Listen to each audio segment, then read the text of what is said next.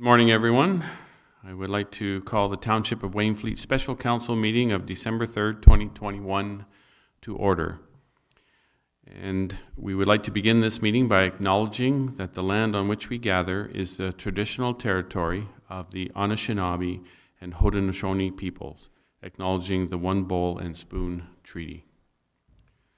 I look to our councils present if there's any pecuniary interest or general nature thereof. Any conflicts? I see none. Okay. Okay. Move down to, we have a council education session this morning regarding successful municipal leadership. I will now hand the floor over to Mr. Nigel Belchamber and Mr. Fred Dean from Amberley Gavel Limited to make their presentation. And gentlemen, I turn the floor over to you.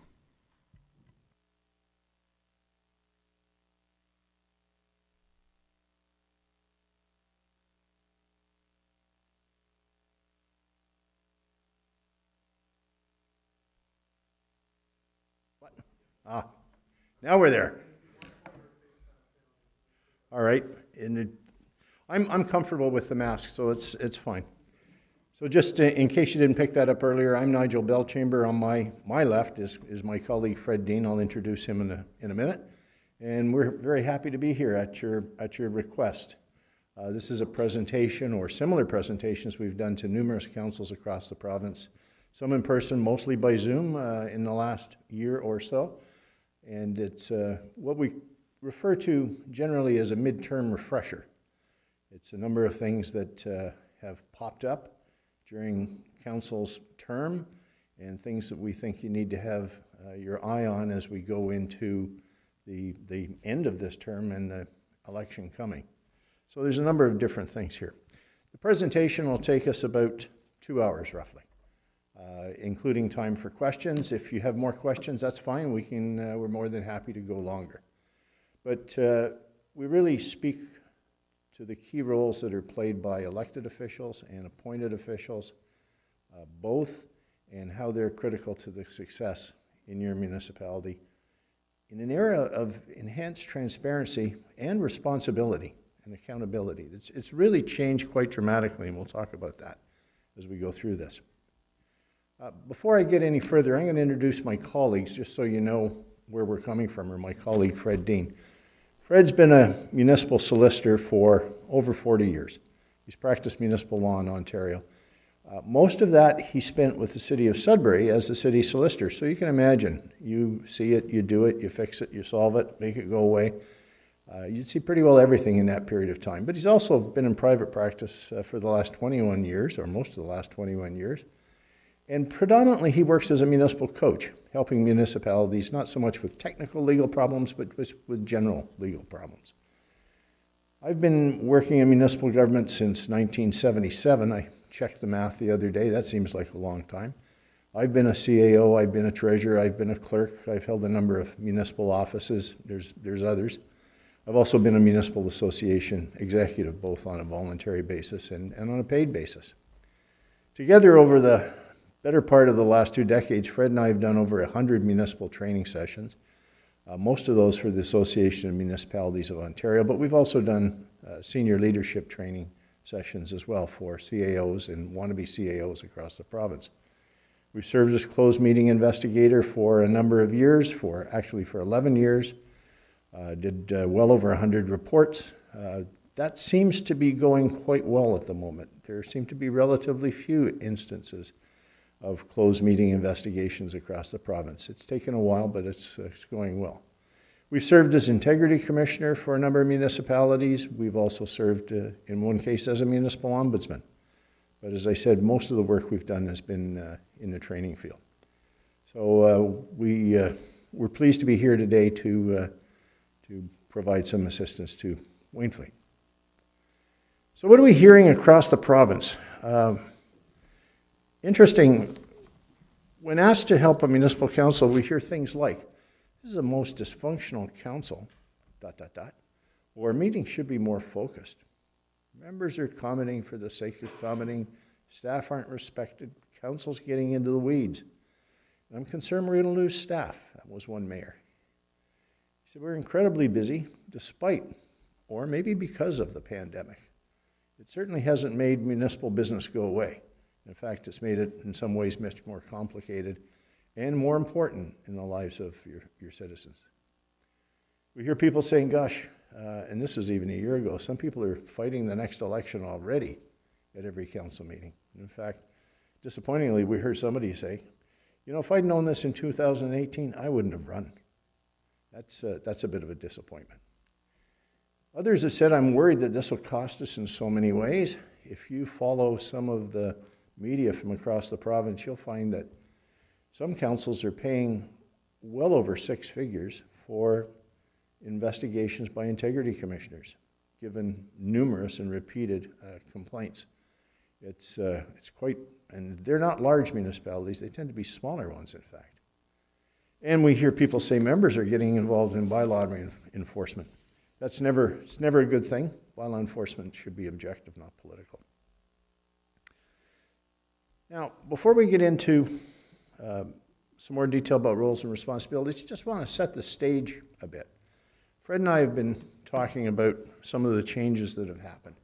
We're going to talk about how you can stay out of the weeds and enhance services at the same time, how to improve the conduct of meetings, if meetings are a challenge, how to improve codes and processes and reduce complaints, and we're going to talk about a little bit of history. Because I think that history, well, Fred and I have certainly lived it over the last, let's call it municipal generation. I think your CAO, William's also been there long enough to see some of these. When we first talked to him about some of these changes, his comment was, yeah, saw that, yeah. And it does make quite a difference. What I refer to is what's been a creeping change in the provincial-municipal relationship. Some of it happened suddenly, but most of it's happened relatively slowly. But there's no doubt the courts have continued to reinforce that the province is supreme. Province is in charge. Municipalities are creatures of the province. The province can change the law if it chooses to. In fact, this quote from one of the judges in a recent case, he said, municipalities are entirely creatures of the province, of provincial statutes, and can therefore exercise only those powers which are explicitly conferred on them by provincial statute. But the process of provincial control, quite frankly, has changed gradually over the last 25 years. And I like to talk about it in terms of the old parable or the old story about boiling a frog. You've, I think, probably heard that one. It's not true. Nobody's ever actually done it, but the story goes something like, if you put a frog into hot water, it'll jump out. If you put a frog into cool water and gradually turn up the heat, it'll stay there until it's cooked. That's the story. One of the things that's happened with municipal governments is that we're seeing that a lot of these changes have taken place gradually, and it's useful to step back and see what's happened in order to predict where it's going to go in the future and what you need to be prepared for as a council. I'm not suggesting that you get into battle mode. I'm suggesting you be prepared for what's likely to come next. So let me just pop backwards. And some of this might be a surprise to you, and it may not be relevant history, but I think it's important. There was a time when a municipal government could not issue a debenture or sign a lease beyond the term of council unless that bylaw to execute that debt actually had prior approval of the Ontario Municipal Board. The OMB had to give approval to every one of those before that debt could be issued. Whether it was a drainage debenture, whether it was a lease, whether it was a bridge debt. And I know that because I lived that as a provincial employee, getting involved in those processes. The province changed that. They set up a debt limit. It made some sense to do that, but that was the kind of control that was exercised up until not too long ago. There used to be people who worked for municipal affairs. They were known as municipal supervisors. In some cases, they actually were required to sign off on municipal bylaws before those bylaws could be enacted. The title is still there, but the actual supervision is a thing of the past. Another big change is that the majority of ongoing and predictable provincial grants have been eliminated. I can recall when there was a book that was Provincial Municipal Grants. It was published every year. It had over 100 different ongoing grant programs in it. That book would be pretty thin today if you're talking about ongoing conditional grant programs. You receive an OMPF grant, but in terms of other, and there's a gas tax grant, but there's relatively few grants that you can count on a long-term basis. For instance, the big one used to be the annual maintenance and capital conditional grants for roads and bridges. I see your CAO nodding his head.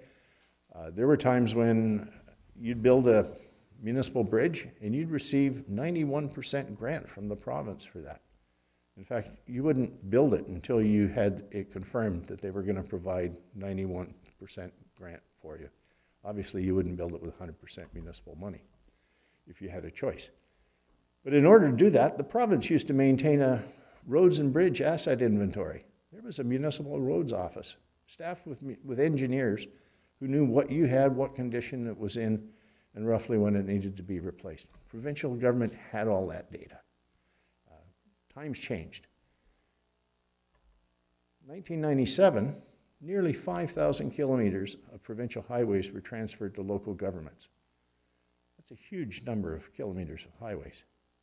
Much of it went to counties and regions, but there were a number that went to local municipalities as well.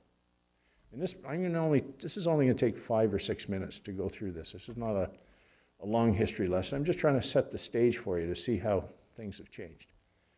But the province used to build sewer and water systems, own them and operate them. The Ontario Water Resources Commission was in business in the early 70s.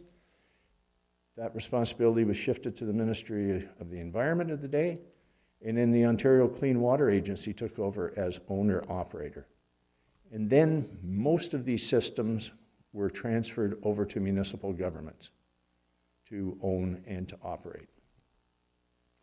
So the provincial staff advisors, the technical overseers, whether it was environment, whether it was transportation, whether it was M&R, they're pretty well gone.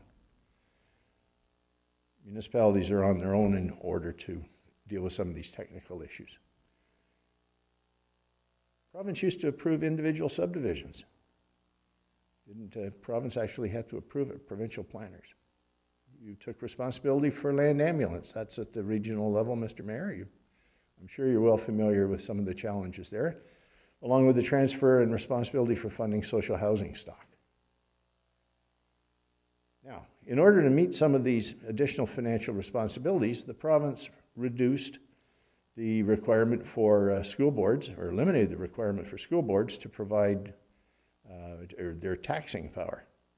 So you no longer have a local school board tax rate on a municipal property tax bill.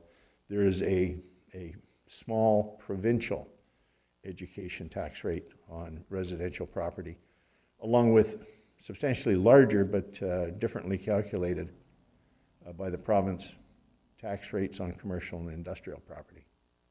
But that, when they vacated that room, that tax room, it became available to municipalities to use for these responsibilities that the province moved away from funding.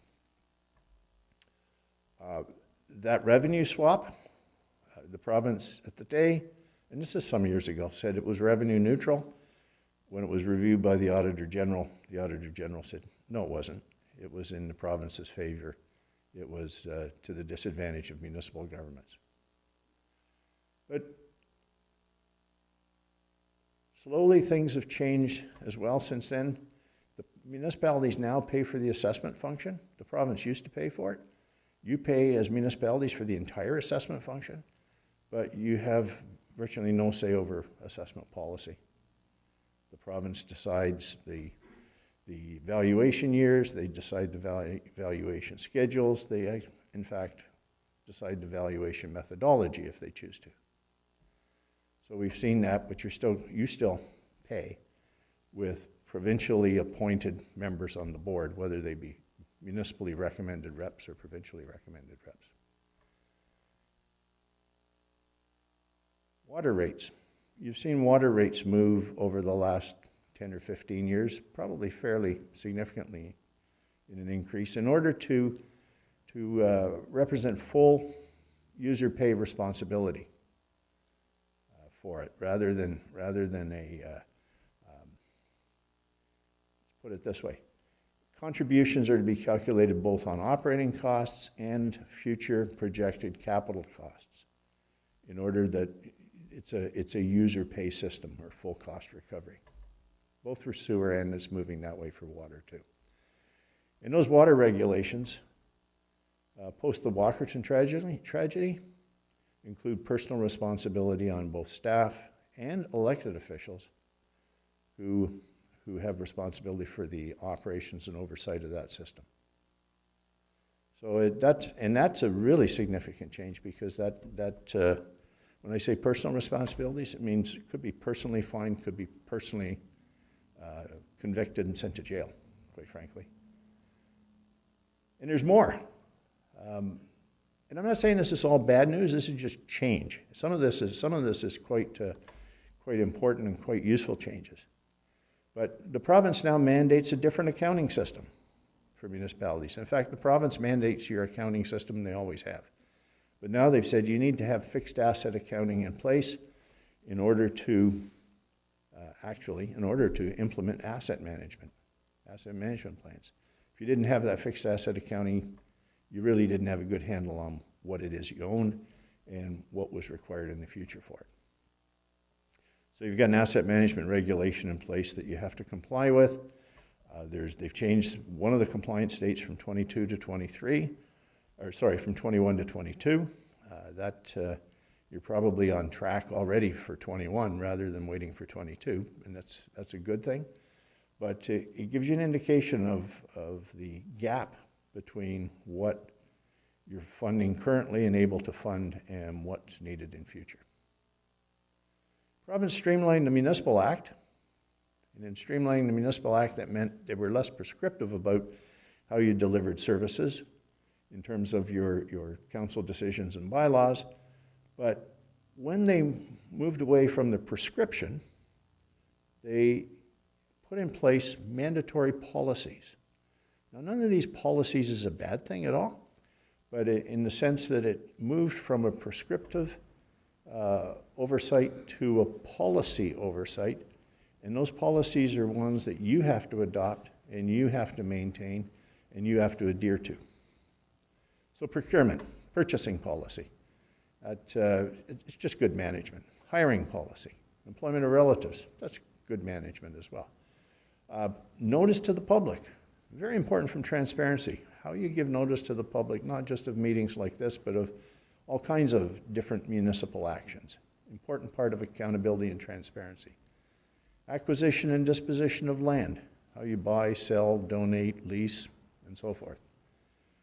The councillor staff member relationship, that individual relationship policy, that's a relatively new one, and it's an important one to be tied into the municipal code of conduct for elected officials and local board members. You need an accountability and transparency policy. Actually, you need to think about and demonstrate how you're accountable and how you are transparent to the public that you serve. And there's still more. Your codes of conduct. Codes of conduct are an important feature of accountability and behavioral expectations. I try to follow on news feeds what's going on in complaints and other places. I don't see Wainfleet's name popping up, but I see other places popping up on a regular basis. And these have proposed some challenges for municipalities. And the province has been paying close attention to this. Now, and this is a good thing, if you need an opinion as an individual as to whether or not you have a pecuniary interest in a matter before council, pursuant to the Municipal Conflict of Interest Act, you can now ask your integrity commissioner for an opinion that you can rely on. As long as you do it in writing, he or she will provide it back in writing. You no longer have to seek your own solicitor's advice. And I think that's a very, very useful change. And at the same time, integrity commissioner can now investigate complaints under the MCIA without someone having to take it to court. It increases accountability. But there's now a number of accountability officers that weren't there. In some ways, this replaces provincial oversight, but shifts responsibility. For instance, you must have a closed meeting investigator. You must have a municipal ombudsman. If you don't appoint one, it's the provincial ombudsman. You must have an integrity commissioner. And you have no choice but to appoint one on your own to deal with codes of conduct and conflict of interest issues. Now, what I've just run through in the last few minutes is a partial list of the changes that have taken place over the last couple of decades. Probably your CAO, he's been nodding through this presentation. He's going, yeah, when you put it all together like this, it is quite a dramatic change in how municipal government functions. Basically, the province has changed its oversight from direct control by people and grants that dictated how you ran your roads program, and they did dictate the roads program all over Ontario, to ones where you now have adopted responsibility through codes, through policies, and through oversight with accountability officers that are independent. So where do you think it's going? Are we done? I don't think so, quite frankly. Excuse me. I think you've seen, if you've followed the Premier and the Minister of Municipal Affairs recently, you've seen them musing about, gosh, the municipal planning process takes too long. You get some your comments like it takes 4 to 6 years from the time you apply for a permit to get an approval.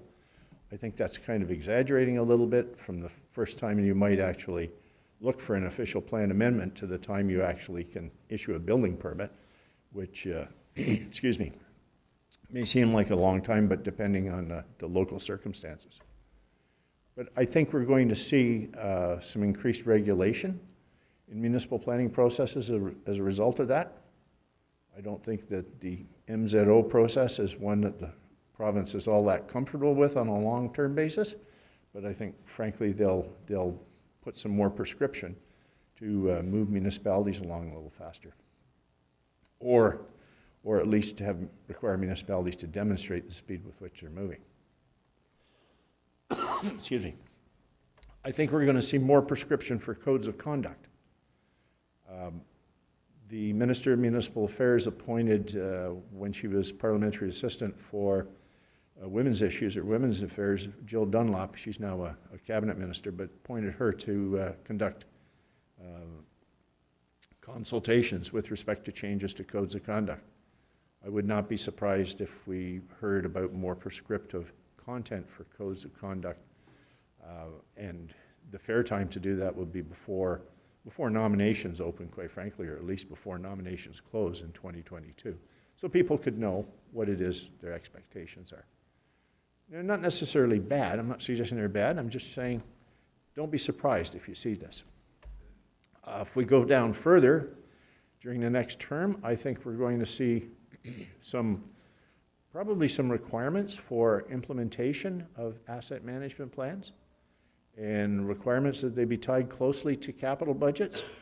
If you think about it, it just makes sense. If you have an asset management plan and completely disregard it for your capital budgeting process, there's a disconnect there that I don't think that would be tolerated by the province. We could see things like greater action for contaminated sites. That's always another issue. I don't know if that's an issue here. Think about it. In the next 10 years, are we likely to see mandatory climate change plans for municipal governments? Yeah, I think so. As many mayors have said, you're at the forefront of climate change impacts and climate change relationships. And you're going to see some complicated measures come along for controlling tax impacts when assessments are eventually updated.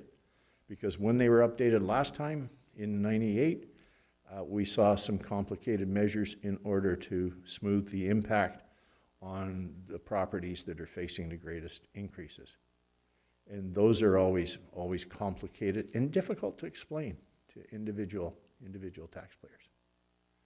So there's a number of things that have changed. I think we're going to continue to see change, but I think it's important that municipalities recognize it. So what's the impact going to be? I think you're going to have a financial impact. I think there's going to be continued pressure on taxation and municipal debt. I think if you think about it, if you have a gap with respect to asset management and your capital investments, if there's a gap between the two, you can't expect senior levels of government to fill it entirely. So there'll be some expectation on municipalities to do that. And if you issue more debt, it does have an impact on taxation. You have to pay it back at some point. Again, not saying it's bad from an economic point of view, just suggesting don't be surprised. I think the biggest change we've seen in the last couple of decades is the requirements for professional managers at the municipal staff level. When the province ran your roads programs, local roads programs, through their municipal engineers and their roads engineers, you could get by with some really solid local work superintendents. I think today you need somebody, for instance, everybody needs somebody who's got some professional qualifications in public works. I think that goes without saying. And it's just one example. Having people who wear two hats in a municipality at the senior management level is probably a thing of the past. It was very common to have a lot of CAO clerks, CAO treasurers, CAO whatevers, and some public works people. You can't do that anymore. The policy world requires a CAO to examine and keep an eye on policy matters across the municipality. And if you're CAO treasurer at budget time, what hat are you wearing, right? Where are you devoting your attention? It's just become, I think, too difficult. As a result of that, succession planning, of both of those two things, succession planning will be much more important than it's been in the past. You need to have a sense. I mean, you don't usually have a CAO in waiting in a municipality. However, you need to have a plan as to how you're going to deal with it when the CAO takes another job or eventually retires. Or wins the lottery in some cases, right? Yeah. And your senior staff positions, in the long run, they can't be training positions. To take somebody and say, well, we'll have them work into the position, that's for their direct reports, for the assistant or the manager of public works that reports to the director. That's the training position. It's the director of public works or the director of whatever. The treasurer's position is not a training position. You need somebody who's professionally qualified, for instance. So those are some of the changes and some of the impacts. Municipalities are going to be up to the job, but it's not going to be as simple. Some of the first council meetings I attended were in the 1970s. Those are pretty simple affairs. A township council meeting was relative, didn't have much stress involved with it in those days. I think the expectations and the requirements and the demands and the standards and the accountability and the transparency that are appropriate today have added a significant degree of I shouldn't say stress, challenge. Challenge is the better word. May have made it even more fun. But it's certainly changed over that period of time. And I think it's going to continue to change, and you're going to see some impacts of that. Fred, have you got some comments you'd like to make about this before I let you swap into the roles and responsibility side?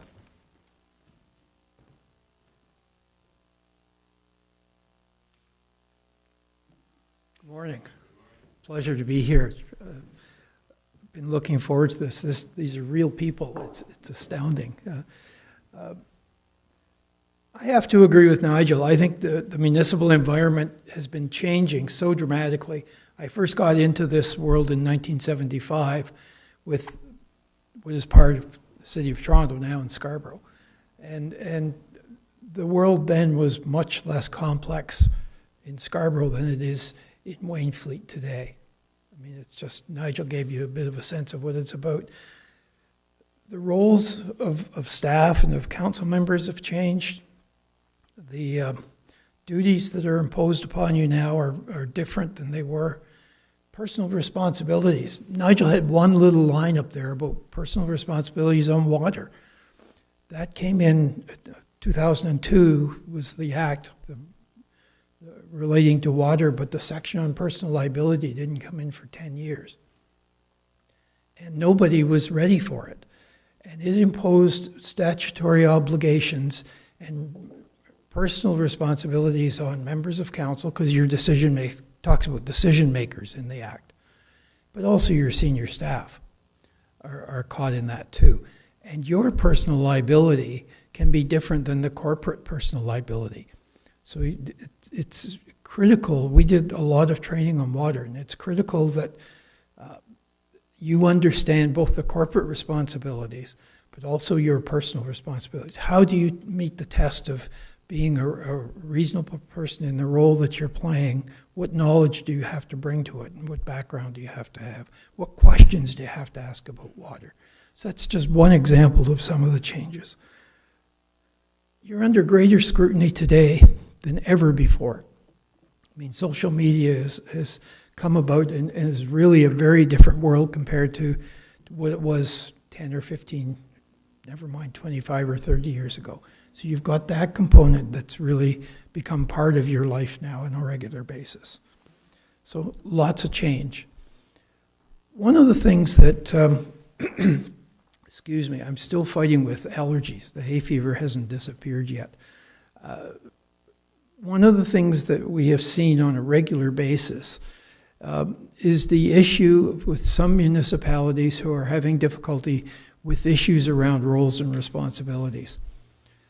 Nigel mentioned that the province creates municipalities, imposes the rules, puts them in place, and the recent City of Toronto ward boundary case makes it clear that the province has the ability to change and alter things in a pretty substantial way very quickly. One of the primary areas, I think, relates to roles and responsibility. Who's responsible for what within a municipal context? And the province has given you a job description. It's given your staff a job description, given your worship a specific job description. And it's worth, I think, spending a few minutes today talking about that, because if you can put that into context, it can really have a huge impact on how your organization is functioning. And there's an interesting case I'm going to talk about, or a situation that came up just this week that I think is a telling story around roles and responsibilities. There are over 100 acts that affect municipalities, over 100 statutes, provincial statutes that impose upon you. I mean, we think about the Planning Act and the Municipal Act and the conflict of interest, and then our mind kind of shuts down, but there's well over 100 more that impact on, that you have to be making decisions on. I mean, your role at the end of the day, the council's role is the decision-making body. So you have to be getting advice on all this statutory regulation and statutory requirement that is being imposed upon you. So I want to take you through quickly what the province says your job description is and job description for your staff. So here's council's role. You represent the public. It's pretty clear. You won't find that in the job description of your staff. You know that you represent the public. You've been elected by the public to represent them at this table, and that's a significant one. The last part of that phrase, though, is really interesting. That is, you have an obligation to consider the well-being and interests of the municipality. Municipality, I think, there has two meanings. One is your community, the well-being and interests of your community, but the other is the municipal corporation, the well-being and interests of this corporation. We had a situation years ago in Sudbury when I was city solicitor. We were having incredible flooding problems, primarily related to trees. And one member of council was going door to door in that community, knocking on doors and urging people to sue the city. I didn't think the smartest move, but that's what he was doing. And we had over 450 claims, by the way. This was significant stuff. The CAO and I met with him and said, this probably isn't a good idea. And he ignored us, kept knocking on doors. So I wrote to the insurer and said, you know, this is happening, what can you do? And they wrote a letter to him and said, if you don't stop doing this, you're not acting in the best interest of the municipality. Your insurance policy says, just like the Act, that you must act in the best interest. And if they threatened to withdraw the insurance, the liability insurance, that stopped the practice. But it's a really good demonstration that your head has to be, what's the best for the community? What's the best for this corporation? And that's where you have to start every single time. The second one talks about developing policies. That's your decision-making role. And that never goes away. That's there all the time. But what follows that is you have an obligation to evaluate your policies. Are they effective? And generally you'll do that doing your budget process. And you'll decide to keep some, you alter others, you'll set the budget in accordance with the policies that you're setting for the year ahead. Council gets to determine which services you provide. More importantly, I think, is you get to determine the levels of service. That's a more important function. Very rarely are you taking services away. You're changing them around, altering the level of service that you're providing to the community. The next two, numbers 4 and 5, start with the word to ensure. Council has an obligation to ensure, firstly, that you have administrative practices and controllership practices in place. Why? To implement the decisions you make. So you're obligated to have controllership and administrative practices in place to implement the decisions of council. Nigel will talk to you in a few minutes about controllership. It's been an interesting discussion over the years when that provision was put in, and this was put in the Act around 2006. This is one of those changes that came with the new Municipal Act. The other thing you must ensure is that your organization is accountable and transparent. This came in 2006 as well, interestingly. And I can still remember the day we were in Owen Sound with a group of clerks, maybe 30 or 40 clerks in the room. We gave them the simple exercise to define the word accountable and define the word transparent. You know, when a group of people are working really hard, you know what happens in the room? Everything is quiet. They struggled. We gave them half an hour. And they struggled with coming up with some interesting meanings, frankly. And if they're struggling that much to try and define what these two terms mean, what does it mean for the rest of us? You know, the people in the community or you on council. Interestingly, you now have a policy. Council is obligated to have an accountability and transparency policy in place. Let me tell you a secret. That's one of the best documents you have as a municipal councillor, because it will give you a list of the ways that your municipality is attempting to be accountable and attempting to be transparent. So if somebody says to you, you're doing things in secret, you know, what's going on here?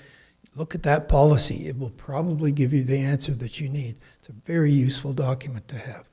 But you have that obligation to ensure that your organization is accountable, transparent, and that policy is the starting point.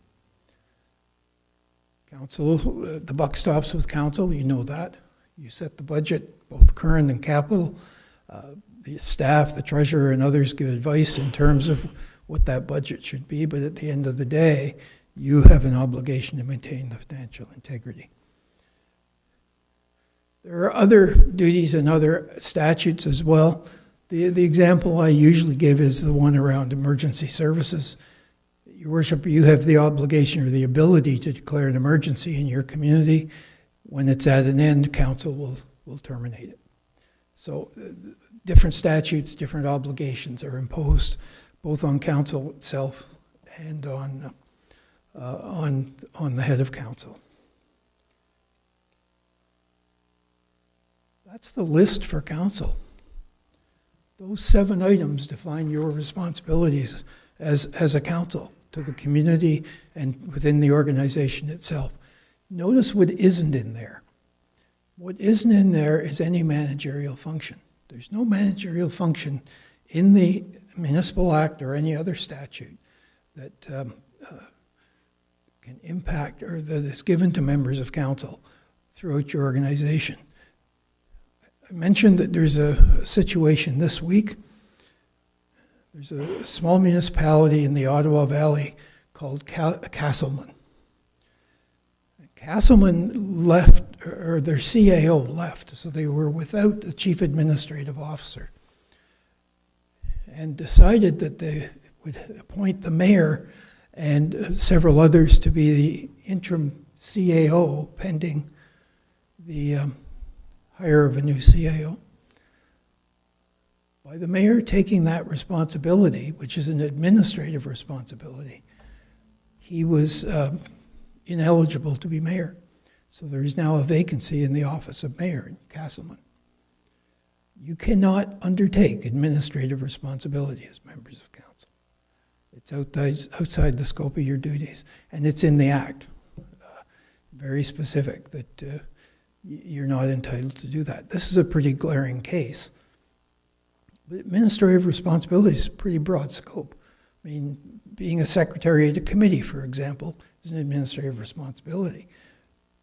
There are some really small communities who say, well, we don't have people around that can do that. But it's in the Act, and it's important to pay attention. And I think Castleman is a really interesting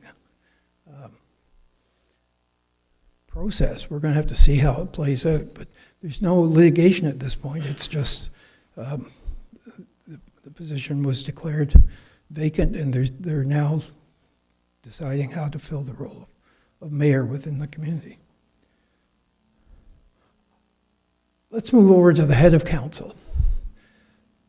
Head of council has a very specific job description in the Act, and I think the starting point I always think for the head of council is it's a very different view of the world sitting in the chair than it is other members of council or the public. It's a very different responsibility, and the province has set out in, I think, considerable detail the scope of the responsibilities that you have, and it recognizes the scope of your office. First one is, and the first 4 words of this have been in the Municipal Act forever. Mayors, heads of council preside over council meetings. Pretty straightforward. But in 2006, again, part of the new Act, the words, so that a business can be carried out efficiently and effectively, were added. I think that increases the responsibilities on you as a head of council to ensure that the meetings are being effectively conducted. And there are a series of things, and we'll talk about those in the next few minutes, that can bring that about. But this increased standard, if you will, of the expectation of the province on how the 444 heads of council across the province have to perform starts with that simple paragraph. The Act goes on to say that head of council provides leadership to council. Interesting language. It's not leadership to the municipal corporation, it's leadership to council. And that's because we're going to see that there is a very distinct line between the administrative side of the organization and the elected, the decision-making side. The expectation is the head of council provides leadership to this body. And we're going to see in a moment how that plays out. There's an obligation to represent the municipality at official functions. That's a really important role. I don't know what my sense is, probably not in the last 2 years, but that's an important job, getting out to the community and visiting people and doing that. It's changed now, but when I was in Sudbury, the mayor could never meet all the obligations. But the expectation of the community is he would be there, or someone from council would be there to attend at events. Important. Remember those things that council had to ensure were in place? The administrative and controllership, and the accountability and transparency. Head of council has an obligation to provide advice to you on these subjects. Clearly, most heads of council aren't elected on the basis of knowledge of controllership policies, or even the concepts of some of the concepts around accountability and transparency. You're going to look for help. You're going to look to the CAO. You're going to look to other people in the organization, people outside the organization, to provide assistance. But there's that obligation. That's part of that leadership role that the province has placed upon you in terms of the function of head of council. One of the interesting debates, historically, as far back, probably well over 100 years, the Municipal Act said that the head of council, the mayor, was the CEO, Chief Executive Officer. And this became the hot topic in 2006 when the Act was amended. And I have to tell you, Nigel and I were on opposite sides. He said, get rid of the term, and I said, no, keep it, keep it. I won. Regretfully, he's right. But what we're going to show you in a minute is how that term gets defined. And we see very clearly that it's not like a CEO of a business. CEO of a business has general day-to-day management. That's not the role of the head of council as a CEO in the municipal context. And so the province defined the term, put it in clear language what that technical term means. And we'll come to that in just a minute. Other duties, I mentioned the emergency, and there are others that come to your office. So Nigel, I'm going to turn it over to you to talk about controllership and the scope of that.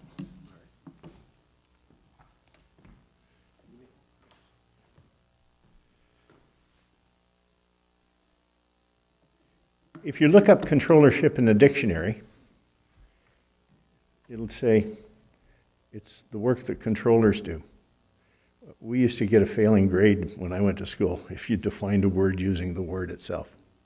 So we had to come up with a better definition of that. What does controllership mean in an organization in terms of financial processes? Well, it means that the organization has a program of risk management. That is, it identifies where its risks are, both financial and both monetary and from an asset point of view. Where are the risks? Where's the municipality exposed financially as a result of operations and as a result of its facilities? That's number one. It's one of the reasons you buy insurance. Number two, what are suitable internal controls? Does the municipality have those? Internal controls refer to the financial processes that take place in a municipality, all the way from the municipal budget, which is the spending plan, and nothing can be spent until it's an approved budget, through to the procurement process, that who can purchase, who's got what authority at what level, what's the process, do we get bids, do we get quotes, do we get tenders, do people have discretion, what's the process, and your procurement bylaw will lay all of that out. And then the question becomes, who receives the goods, who authorizes the invoice for payment, who actually draws the check, who actually approves the check and going out, and so forth. That's the program of suitable internal controls. And it's quite broad within a municipal context, and quite rightly so, because we're dealing with public money. Your external auditor looks at or tests some of your internal controls every year as part of his or her audit work in coming up with their audit opinion. And if they identify any weaknesses in the system, and whether their system, sometimes there are weaknesses that cannot be overcome in a very small municipality, but they need to identify that they're there. But usually if they do identify some for one reason or another, they'll put it in their management recommendation letter that comes for staff and for council, and it's a public document. So you'll see that in terms of, are there weaknesses in terms of municipal controls. So pay attention to that when it comes. Usually they've identified them and they've been fixed. That's usually what we see. Periodic interim financial reporting, a really important part of controllership. And what's that mean? Well, the statements of actual to budget. You adopt a budget, which is a spending plan. One would hope that you adopt it before the spending year starts. I haven't asked what your practice is, but my advice is always adopt the budget, except for an election year. Adopt it sometime in December for the following spending year. That should be the goal. We no longer have to wait for others to say what our grants are or what our school board tax rate is or something else. We know what those things are going to be. When I was a municipal treasurer in the City of London, we used to adopt the budget in December, first meeting in December. That was 1998. It had been going on for some years. City of London now adopts a four-year operating budget with an update every year of that 4 years. It's possible because, quite frankly, most things don't change that much over that period of time. So it's possible to do that, and my advice is make the change, and once you've made it once, it's really, really easy. It just means moving up certain processes. And you'll get an argument, or sorry, you won't get an argument, but other places have said, oh my goodness, but we don't know what year end is. Until we know year end, we can't figure out the tax rate for the next year. Well, I have to tell you that most municipal treasurers, if they choose, can give you a pretty good indication of what year end is likely to be around September 30th. You can project most of your expenses through to the end of the year because you know you have most of your staff in place or all of your staff in place. You've got your capital works projects, your capital out of current, your ongoing obligations. You get a pretty good idea of what it is. That forecast is possible. Usually you can update that sometime around the end of November. The only thing you don't know by the end of November, quite frankly, is what kind of unusual overtime you're going to have for roads department employees in December, and your use of sand and salt and fuel. But again, those are things that you can manage with a contingency reserve on an ongoing basis. In bad years you draw from it, in good years you add to it. Excuse me. But it's really important that you know what your spending plan was and what the progress against that is. It usually means quarterly reports. Recommend end of March, end of June, end of September, and by that point you know if you have to make any adjustments. Excuse me. It used to be, and your CAO will remember this from his early days, that the only financial reporting that a council would get would be a list of accounts paid that month, ask for council's approval. That is no longer a useful practice because the checks are out the door, their electronic fund transfers out the door, the employees have been paid. That's just kind of a historical document, but it used to be, quite frankly, the only control document that was around in the 70s and before. We've come a long way. And the other thing is that there should be a statement of values and ethics regarding financial matters in a municipal government. Both council and the staff should understand that this is not their money. These are not their resources. These resources are actually held by the municipal corporation, in fact, in trust for the residents and ratepayers of the municipality. In effect, they've placed their trust in their assets and their resources and their annual contributions at your disposal to do the things that you've been elected to do or that you're mandated to do by the province. So it's really, it's a stewardship activity as opposed to a completely discretionary activity. In fact, you probably have discretion over, you might have discretion up to 20% of your budget. If you get to the regional level, it's probably closer to 10 or less. But if you get to 20, that would be amazing, which is not a significant impact on your tax rate. People will run for council this time saying we're going to cut property taxes 20%. Trust me, you could if you cut out virtually every discretionary service that you ran. But I don't think you could meet any kind of legislative target or any kind of control target or any kind of asset management target if you did that. It's what we're seeing around the province is that the cost of living for municipal operations, okay, which is different than the basket of goods that I buy as a citizen, is increasing somewhere in the range of 3 to 4%, as opposed to 2% or less. We're seeing that kind of thing. It depends on the nature of your operations, but if you look at the sorts of things that your municipality is consuming, you're seeing a higher level. Unfortunately, if you're going to suppress your tax rate, if you're going to suppress your income, you're going to find that you're going to reduce the level of service, or you're going to eat into your assets, which, depending on where you are in the cycle of your assets, that may be quite possible and quite practical. But most municipalities, you can look at the age and the consumption ratio of municipal assets, amortization versus capital cost. It's amortization versus replacement cost is what we should be really worrying about. But that's another matter. I'm getting carried away. I get carried away on finance, don't I, Fred? Anyway, those are some of the things that you need to worry about. Fred talked about acting as the CEO, Your Worship, and what happens when you're acting as a CEO.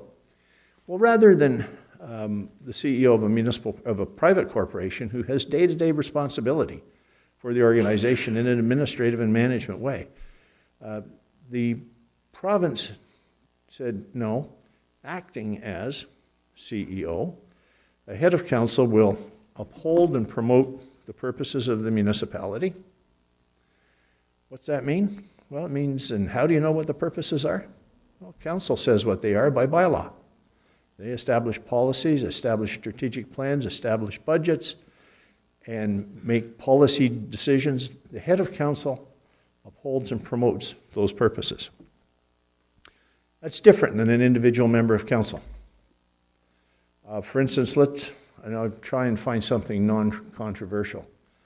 I usually jump into a bit of a storm when I do this, but let's say it's urban livestock, otherwise known as backyard chickens. Have you ever had that debate here? Okay, sorry. It's happened. Well, let's talk about licensing cats. How's that? You've never done that, have you? Oh, you've done that too? Okay. Okay.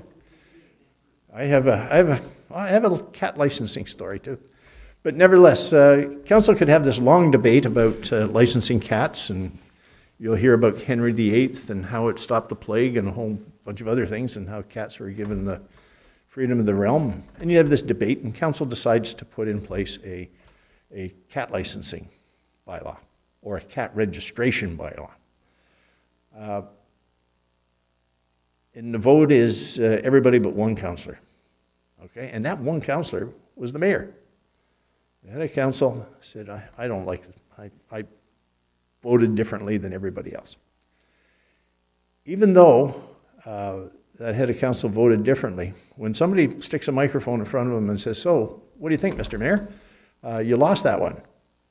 The proper response for a head of council is, well, you saw how I voted. However, council decided that it was going to do this or not going to do this, and that we operate in a democratic fashion. The majority rules. We've got a lot of other important issues to deal with, and I'm moving on this one. Okay? And the will of council is what is important. An individual member of council doesn't have to do that. Individual member of council doesn't have that same responsibility imposed on him or her. And you could say, well, I voted against that decision. The rest of my colleagues, I still think they're wrong. If the opportunity comes up again, whether it's reconsideration or whether it's some other time, you'll hear that I'm going to continue to be, unless something changes quite dramatically, I'm going to continue to be leading the charge on this issue. That's fine for an individual member of council. You don't change the way the person votes, but the head of council has a responsibility to put their preference behind the council preference when it comes to an issue like that. That's really important. Promoting public involvement. Fred talked about those events that you haven't had a chance to get to in the same way that you do other times, Mr. Mayor, but you'll be invited to various openings or fair events or school events or all kinds of events where the public is there and you've been asked to say a few words. It's a wonderful opportunity to encourage people to volunteer within the municipality, to play a part on various committees, play a part in the recreation programs, and so forth. That's promoting public involvement, getting that opportunity to do that. Acting as a representative nationally, locally, and provincially. What's that mean? Well, same thing. Your Worship, you're often asked to share a podium with an MP or an MPP at an event. You'll be there. You've got the opportunity to bend their ear. There are times when, well, obviously you sit on regional council, but when the municipality has a delegation in front of a cabinet minister, who's expected to lead that? Usually it's the head of council that leads that delegation process. The Act actually says internationally. It doesn't give the head of council the ability to jet off to somewhere to represent the municipality from an economic development point of view, unless council provides budget for it.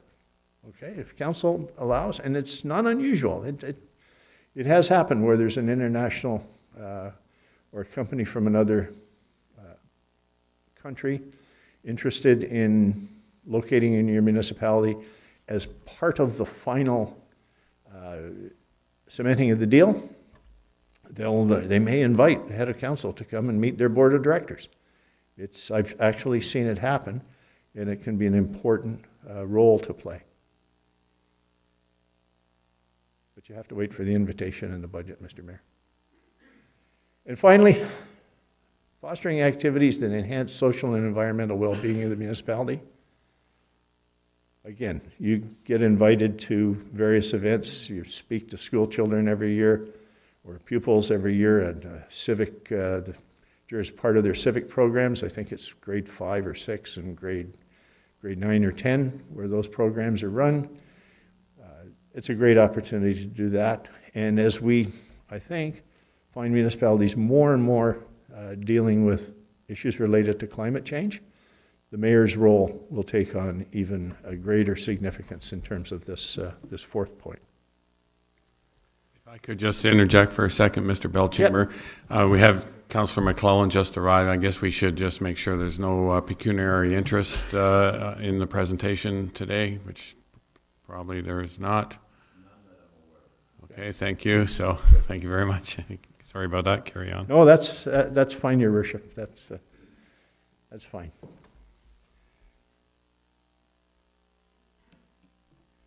So what about deputy head of council? The Act provides that council can select a deputy head of council, or there may be a restructuring order or a regional council composition order or piece of legislation that indicates that there's a deputy head of council. Well, that deputy head of council only has the powers as provided for in that order or bylaw. And quite frequently, if it's a local municipal bylaw, it's in the absence of the mayor. There's nothing involved unless the mayor's absent. So that's the deputy head of council. There are some people who take the position, well, I've been appointed deputy head of council, I have some special powers now. Well, not necessarily. And it may be, I don't know if you do an acting mayor from time to time. There you go. Do you do it on an annual basis, a full term, yeah, perfect. Okay, the only powers are when the mayor's not available. Or refuses to act, I believe is what the legislation says. So you got head and members of council, they've got limited individual powers, very limited, despite what the public might think sometimes. You've got a very public role. As you can see, everybody can see who you are and what you do, and quite frankly, it's difficult to get to the supermarket sometimes, at least in non-pandemic times, without bumping into people. You're on 24/7. You're not paid 24/7, very much part-time pay, but you're not administrators nor managers. And Fred, I read about Castleman in the middle of the night. There's an update.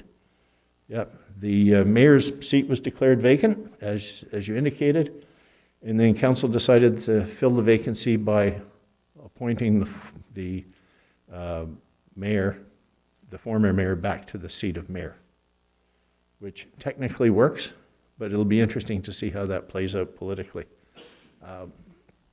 with the next election. Fred, are you going to speak to municipal administration?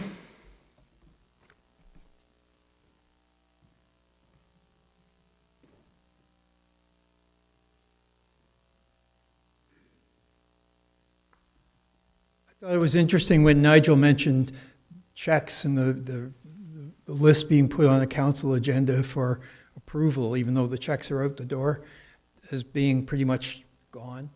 Last week I got a call from a councillor way up north who'd heard us speak on this issue, and he said, you talked about this at one point. And so we went over, that council put every check on, and they were all out the door. And I suggested not a very good practice. I pretended I was Nigel for a minute and explained it to him. Next day, the CAO phoned me and said, what did you tell our councillor? And I told him, he said, oh, that's great. We'll get rid of that tomorrow.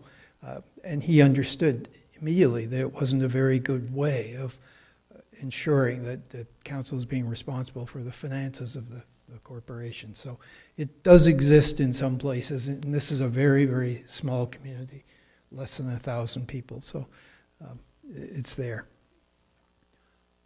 I want to change now and move to the administrative side, but I want to start with what I think is the most important section in the Municipal Act. And it's really short and it's really simple, and it says this, it's section 5. It says, all powers of a municipality shall, note the word shall, that's mandatory, be exercised by council and shall be exercised by bylaws of council. All powers of a municipality shall be exercised by bylaws of council. It means you have to pass them in public. You can't pass bylaws at closed meetings. That's the starting point for every single thing that goes on in your municipality. Council exercises a power. You exercise a power by appointing a CAO, by entering into contracts, by everything you do, passing bylaws in terms of affecting conduct of people within your community. Those are all exercises of power. You then delegate virtually all of the responsibilities. You put to the responsibilities, for example, to the CAO to administer the organization consistent with what we're going to see in the Act in just a moment. But that's the starting point. The expectation is the powers are exercised not by individual members of council, not by the head of council, and not by staff, unless it's delegated by council itself. And you move forward from that premise. So here we come to the role of administration. And I think this section of the Act is one of the clearest sections in the Act, and it's really straightforward. And it says staff have an obligation, have a duty to undertake research and provide advice to council. Well, what is that? Those are the reports you get on your agenda with the recommendation to council. You have an obligation as a council to receive those reports and to listen to the recommendations of your staff. The Act dictates that. And I think it's really important, and it begins to define this line between the role of council and members of council and the role of the administration. Staff have an obligation, though, once you have made a decision as a council, to implement that decision. Whether staff recommended it or not. One of the funniest days I had in Sudbury, I had a great time in Sudbury, it was really fun. We got into an issue around the Sudbury SPCA, dogs. Anytime you deal with dogs, it's very emotional in any community, it doesn't matter where. But the head of the Sudbury SPCA, his conduct was questionable, and council, and they had contracted with the city for years, for pounding and for bylaw enforcement. I was directed by council to go to the OPP to request an investigation as to his conduct. And in fact, charges were laid, but what resulted from that is council now didn't want to deal with the Sudbury SPCA and said, we've got to come up with a different system. So the city engineer and I, the city engineer was a fellow named Peter Wong, who later went on to become mayor and part of FCM and regional chair in Sudbury. We wrote a report that says, we can do this. How hard can it be? We've got buildings that we can use for pounding. We've got bylaw enforcement. We've got people. We can do this. And I was in the mayor's office half an hour before the council meeting, and he was 100% on side. I got to the meeting that night, and the mayor of the day was a fellow named Jim Gordon, who was, I think, one of the best at picking the phrase or framing words in such a way to create a huge impact. Council, the gallery was filled. There were over 250 people, and there were people in the rotunda listening to it. And he started the debate with these words. Peter Wong and Fred Dean don't like dogs. Where did that come from? And he said, we can do bylaw enforcement as a municipality, but we need someone who loves dogs to run the pound. I don't know what happened in that half hour between when I sat in his office and when I got to the meeting. It doesn't matter.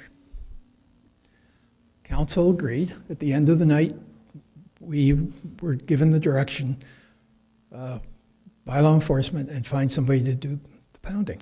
Well, in fact, the mayor knew somebody who could do the pounding, and she loved dogs. And I have to tell you this. It worked. He was right. The system that he recommended. But the point is that the recommendation made by staff wasn't 100% accepted. Didn't matter. Our obligation once council made that decision was to make it work. And we did that. We had a wonderful relationship with Marie, a lady named Marie, for years and years and years. Staff's obligation is to provide advice and make recommendations. And that's really important, not just provide advice in terms of the reports, but also to make a recommendation to you. You deserve to know what your staff is recommending. They bring the expertise to this. Think back to where I started, and that is over 100 statutes impact on what you do. You need to get the technical professional advice on issues that are coming before you. The final one that under this section of the Act is staff have to have administrative policies and procedures in place. These aren't approved by council. This is just the handbook for every department, and every department has a set of rules that they operate by. CAO has to ensure that they're in place and they're functioning. They get established, they get updated from time to time, and it's just how, from a day-to-day basis, the system works. Really good description of staff's role. The role of Chief Administrative Officer, the Act says that it's optional. The word optional, I think, is becoming obsolete. I don't think a municipality now can function without having that single person as the primary resource for council in terms of advice. There was a municipality, again, the Ottawa Valley recently, who had a system of 4 department heads for several years, and they have now decided they have to go to a CAO, that the technology and the technical world we're living in requires that one focused person. So the role, exercise general control and management for the purpose of ensuring the efficient and effective operation of the municipality. That's the CEO role in a business corporation. Where does that wording end up? It ended up in the bylaw that council passes, that you pass, to appoint the person to that office.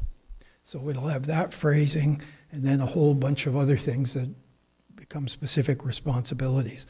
But it starts with the appointment that includes those words, exercising general control and management.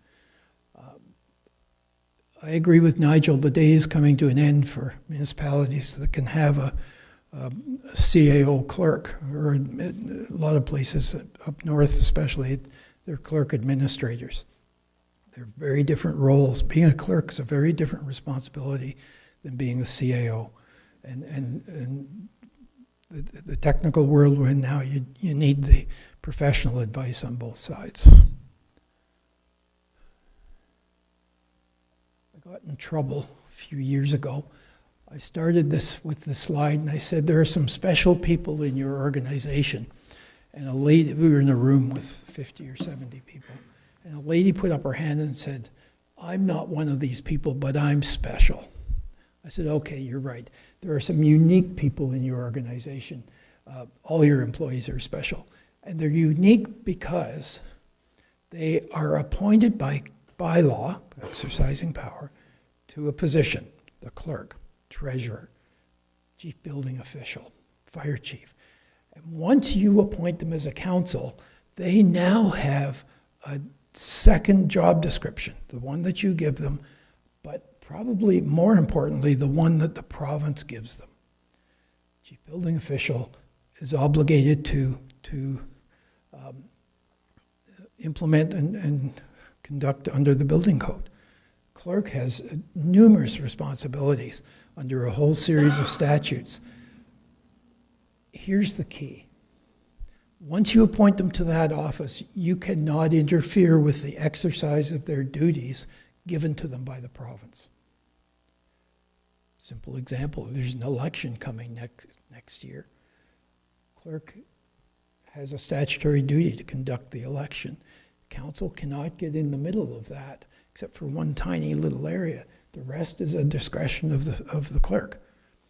And so that job description given to these specific statutory officers has to be fulfilled within the mandate that the province provides. And we saw again that the province clearly has the ability to control and to require that to be maintained. People in your community notice the relationship between council and staff. I know this was real to me when the years in Sudbury. I saw some councils and staff got along really well, and others time there was some friction, but the community was aware of it, and it makes a big difference. One of the changes that Nigel talked about this morning is this policy you now have that is required in every municipality that relates to the relationship between members of council. It doesn't say council, it says members of council, and your administration. That gets tied into your code of conduct. It's relatively new, and it's a reaction to what the province was seeing in some municipalities as this real imbalance and inappropriate relationship between council members and staff. I got to do a couple of Integrity Commissioner reports specifically on these areas, and it's very, very difficult for staff. It's not a level playing field. I can tell you, if you as a member of council ask staff to do something, they will reprioritize their workload to answer you first. They'll never tell you that, by the way. It's a secret I'm not supposed to share, but it's true. you get priority in terms of the requests you make for work. It's important, I think, in terms of the relationship between council members and staff, that you respect the workload that they have. Make sure that if you're making requests, that they're appropriate, that you're not interfering with their day-to-day performance of their duties. And as I say, that policy has to be tied into your code of conduct, councillor's code of conduct. And at the end of the day, it's respect for individuals. Staff have to respect you, and vice versa, you have to respect them. That's the number one area that councils or the municipalities, communities get difficulty with.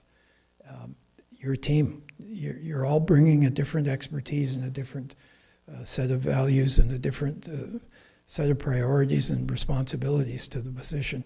But you have to work to a team to make your community really effective. The roles are different.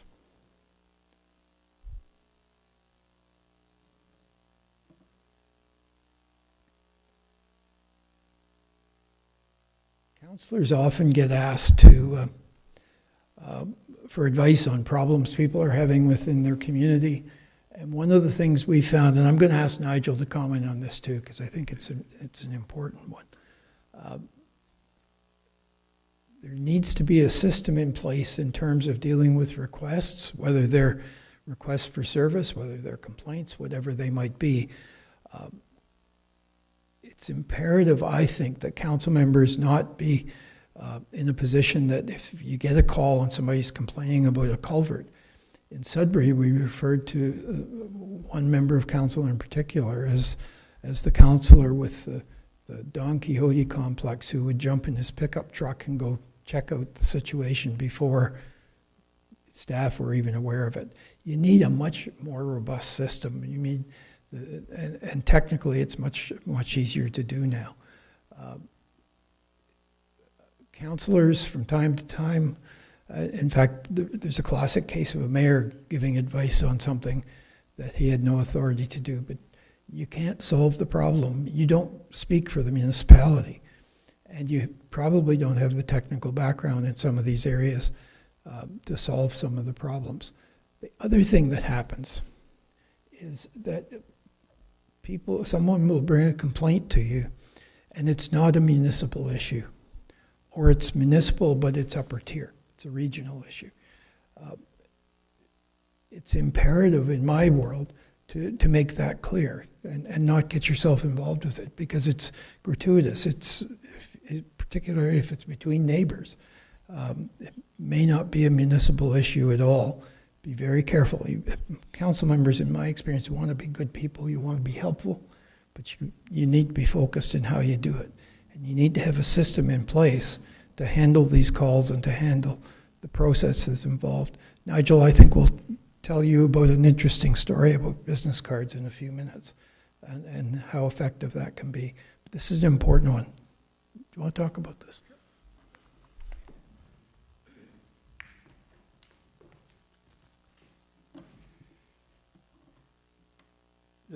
The issue of dealing with requests for service or complaints is a pretty common one, and all of us have had to go online and try and solve a problem with a private sector organization where the person is almost impossible to contact, and that often will result in a municipal council deciding that, gosh, we don't really want to have an electronic service request or complaint system associated with our website. We want to be more personal than that. There are ways to make those systems very personal, quite frankly, to make them accessible, to make them responsive. And even some of the ones that are electronic in the private sector are quite responsive. I had occasion to use one with TD Bank the other day. So rather than phone up, I could do live chat with somebody. And you know what? I got a response within seconds back. I just emailed and said, here's the issue. And the person emailed back, thanks very much, my name is so-and-so.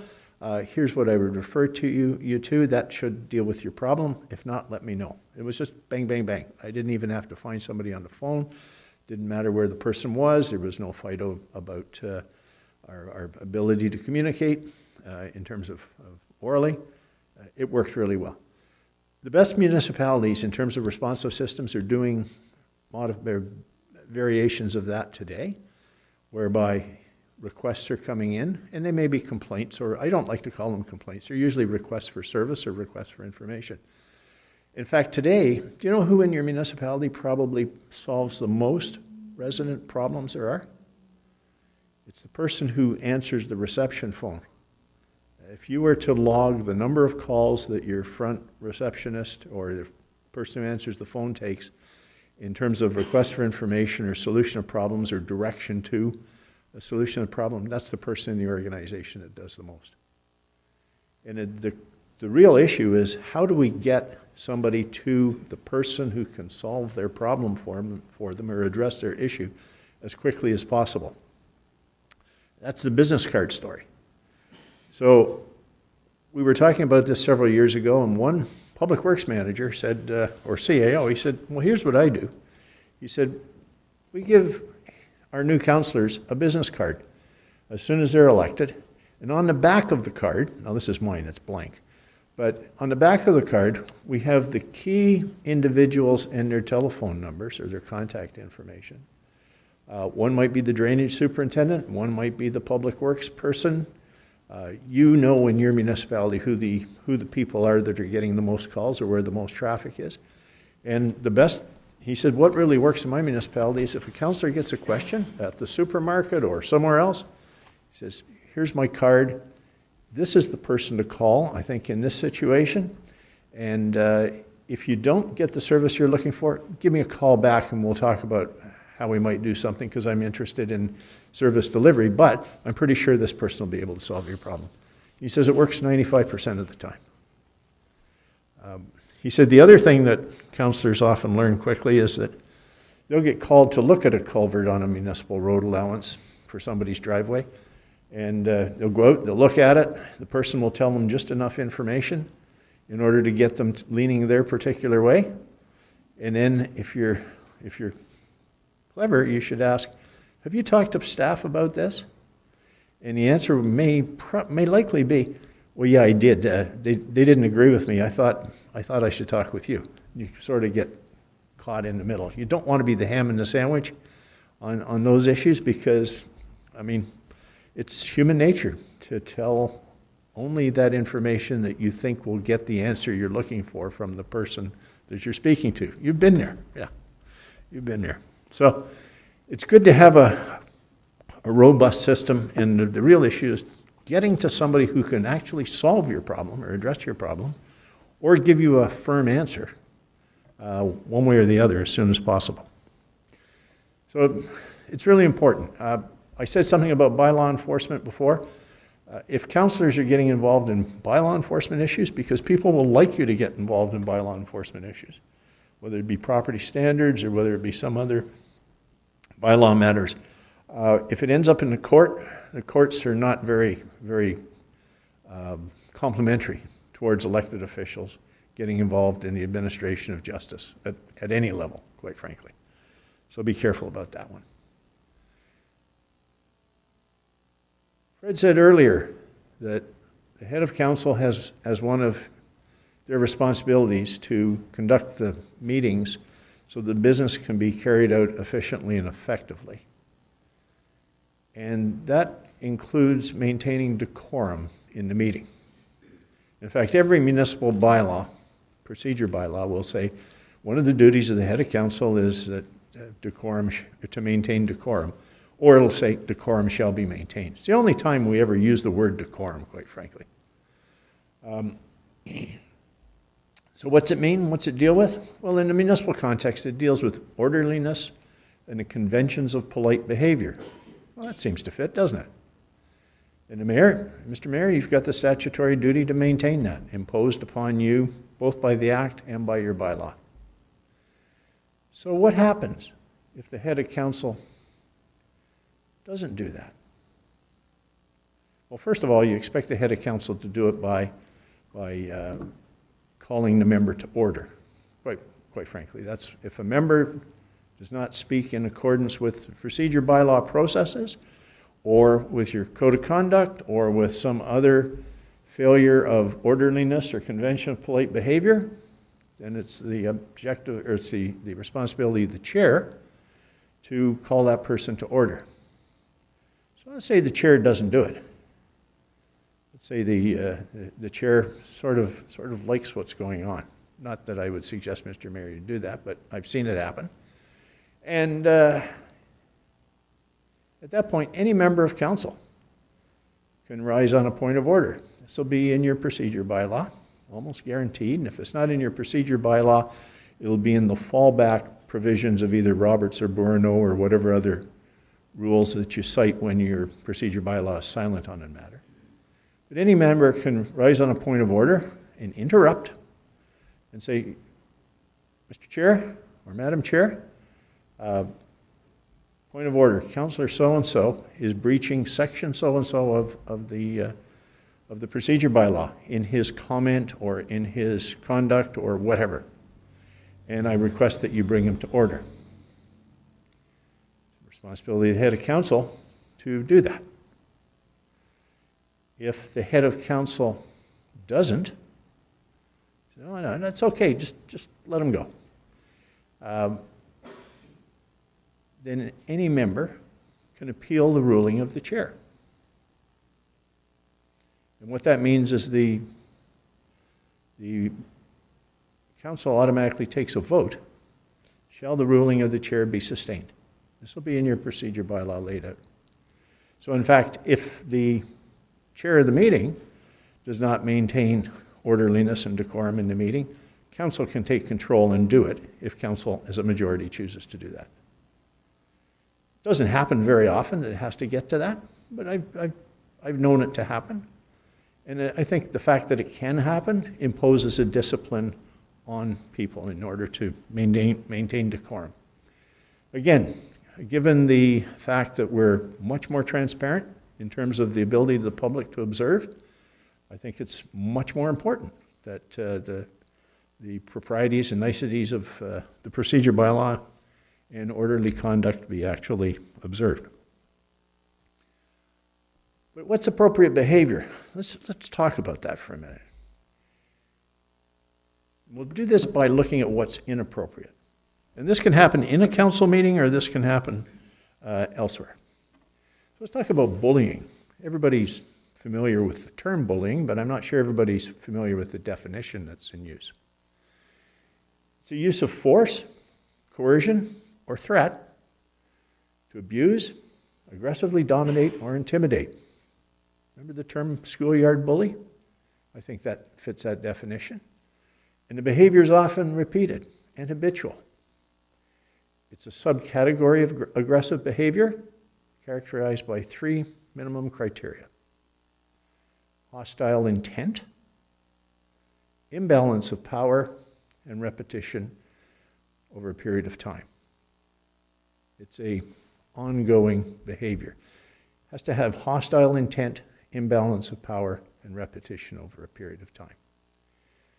Bullying may or may not be specifically included in your workplace harassment and violence prevention policy, which you must have under the Occupational Health and Safety Act.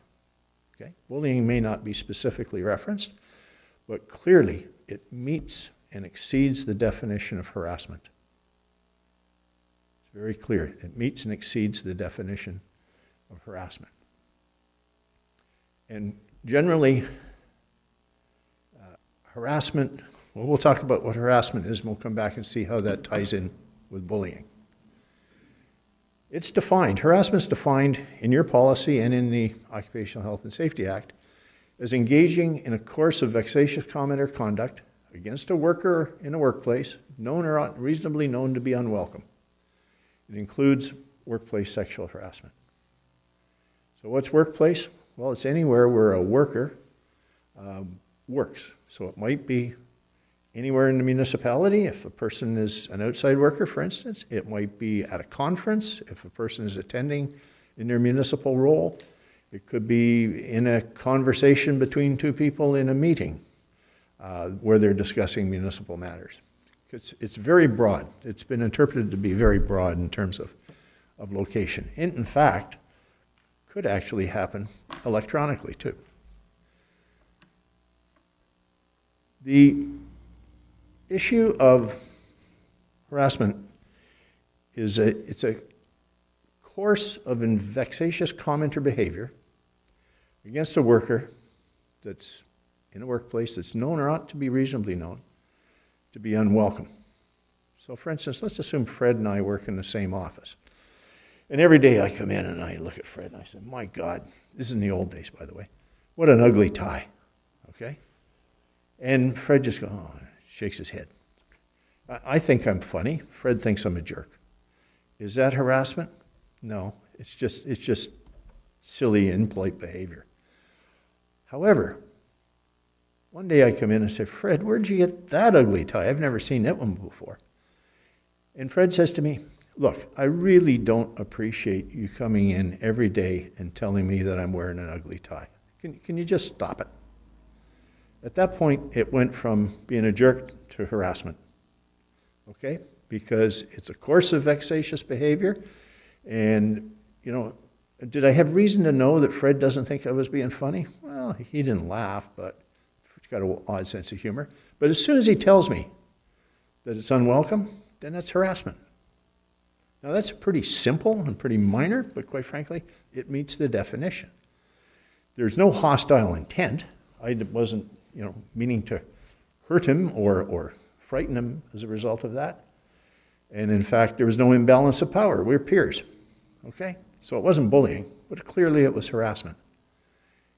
If it's a supervisor that does that, then suddenly you're starting, and if the idea of a supervisor, if it happens to be somebody who, my job is to make him uncomfortable, I'd like him to quit, then I think it starts to get into the field of bullying, gets beyond harassment and bullying.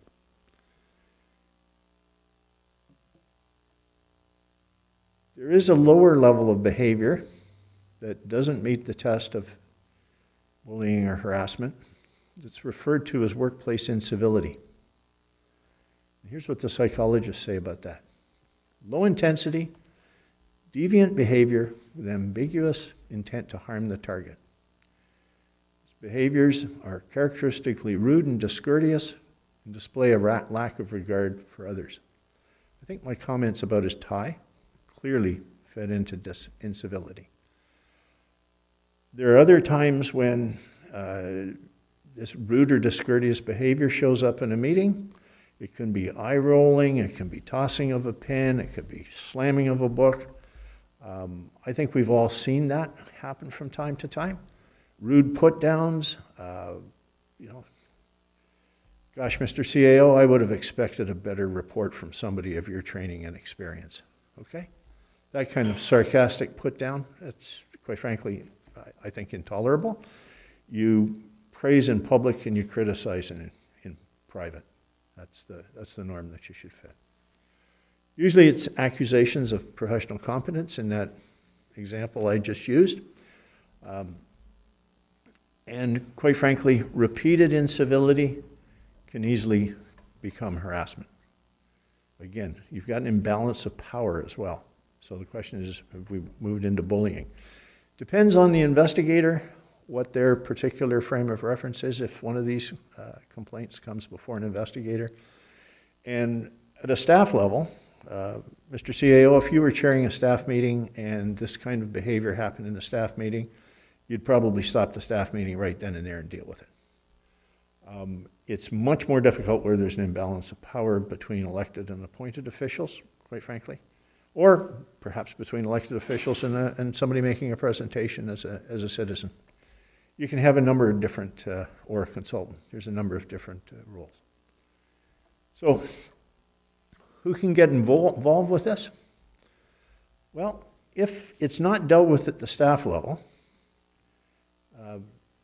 or if a staff member thinks that he or she won't be treated appropriately, and again, we're dealing with the staff issue here, staff to staff issue, then that staff member can apply directly to the Minister of Labour, request an investigation.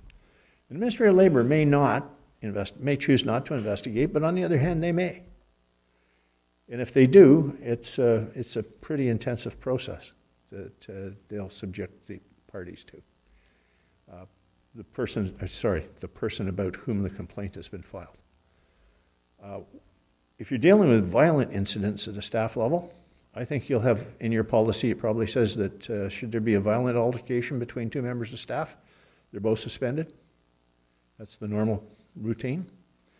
And or the police will be involved, depending on the discretion of the manager observing. So that may happen.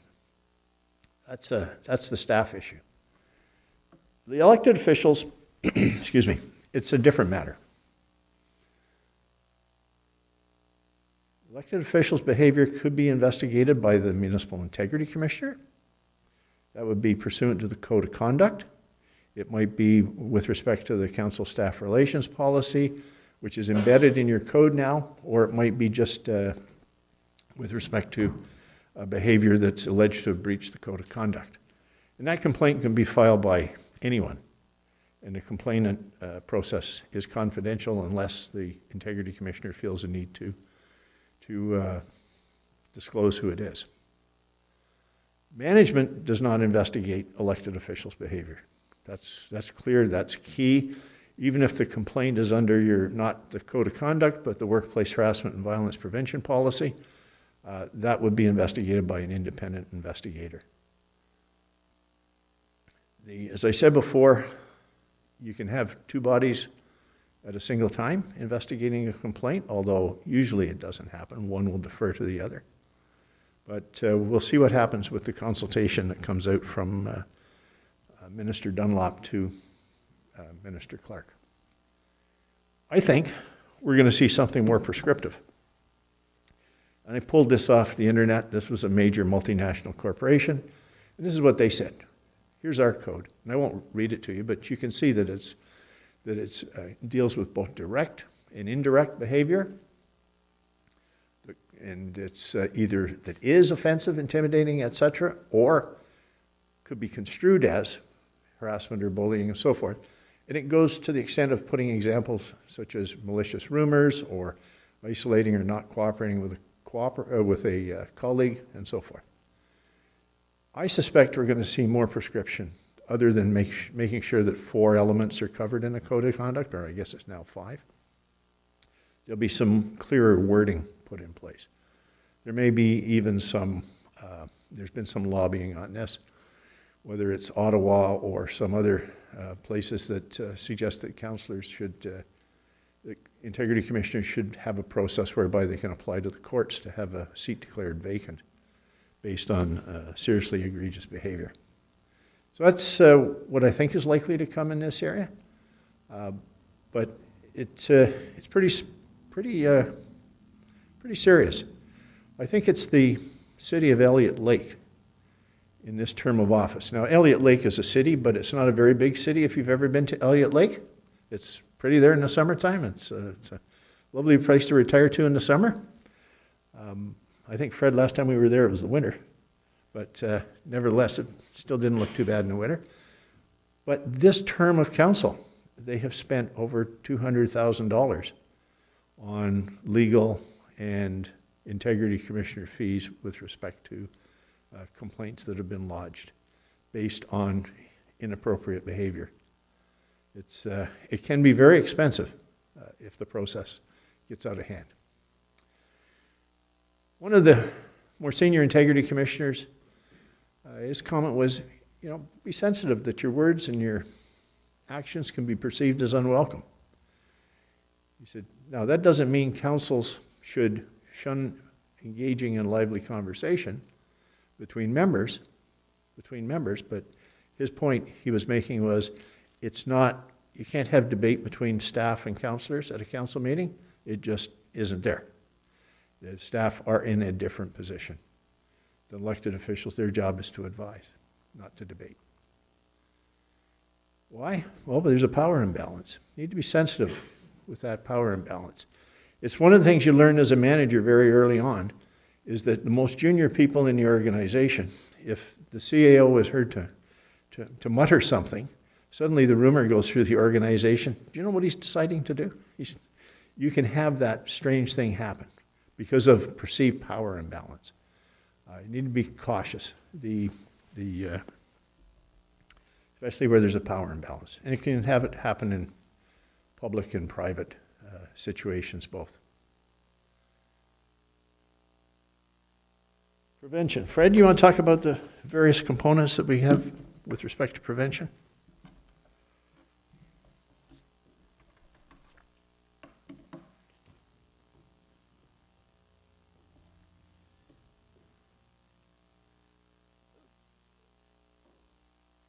These are a series of the recommendations, but we're just thoughts that I think to keep in mind. And I think a key aspect of it is the role of the mayor in terms of the effectiveness at meetings. Every council meeting, every meeting has a personality, and that personality of that meeting most closely reflects the personality that the chair brings to it. I think it's incumbent upon your office to have a good working relationship with the clerk, have a sense of what the procedure bylaw is saying. If you're not sure, turn to the clerk for not a ruling. Clerks don't give rulings, they give you advice. And that's an important element. How to maintain decorum, some of the techniques, some of the powers that you have in terms of your ability to do that, both within your bylaw and within the Municipal Act itself. It's an important role, and effective councils, in my experience, start with an effective mayor and having meetings that are well run and appropriate. We've talked about this. Let's just skip over it, but it's really important to have a system in place to assist you as council members in terms of when you receive calls, how you deal with them, how you move them on. The business card idea, I thought, was really a unique one at the time when we heard it. So education and training is a pretty significant part of the municipal context. Every 4 years, staff is faced with the reality that there are going to be potentially a lot of new members at the table. I think last time around, the changeover in Ontario of council members was over 50%. So you're starting from scratch with a group of people. Think back to your first few weeks on council. There was a pretty steep learning curve to that. You need to start thinking about training and supporting staff in developing training. And the training starts for members of council, should be starting before May 2nd next year. You should be talking to people who want to run for council and tell them some of the realities of what that's about. They're really interesting sessions. I've been doing these for years. I think I have 15 municipalities online now that I'm going to be working with, talking to candidates and just help people understand what your life is like on a day-to-day basis, you know, the meetings and some of the issues you have to deal with. But that's the start of the training. And then you get to the election and you need to begin to provide training to members of council. One of the key elements, I think, in training and working and educating council is that it includes all members, both brand new members plus the people who are returning. It also includes all your senior staff, because you want to be hearing the same message. You want to be understanding what the training is about. It takes time to develop a program, but it pays off at the end of the day, because it can make your deliberations around this table much more effective, and the advice you're getting from your staff more effective as well. It's an important area. Training is a big one in my world. Whoops. If we had another 3 hours, I could talk to you about ambushes. This is one of my favorite topics, and it's one that gets council into trouble more often, I think, than almost anything else. And council can be ambushed in one of 3 ways. But here's the starting point. When you walk into this council chamber, whether you're a member of council, staff, or the public, you should know with certainty what items council is going to be deliberating that evening? Staff, council, public. You've published to the world your agenda. You've told everybody, here's what we're dealing with tonight, and people can rely upon that, or should be able to. Difficulties arise when you begin to make changes to your agenda at the last minute. And how does that happen? Well, 3 ways. Staff can bring something forward called an addendum, add some items to the agenda that you have to deal with. These are really important. Be careful about those.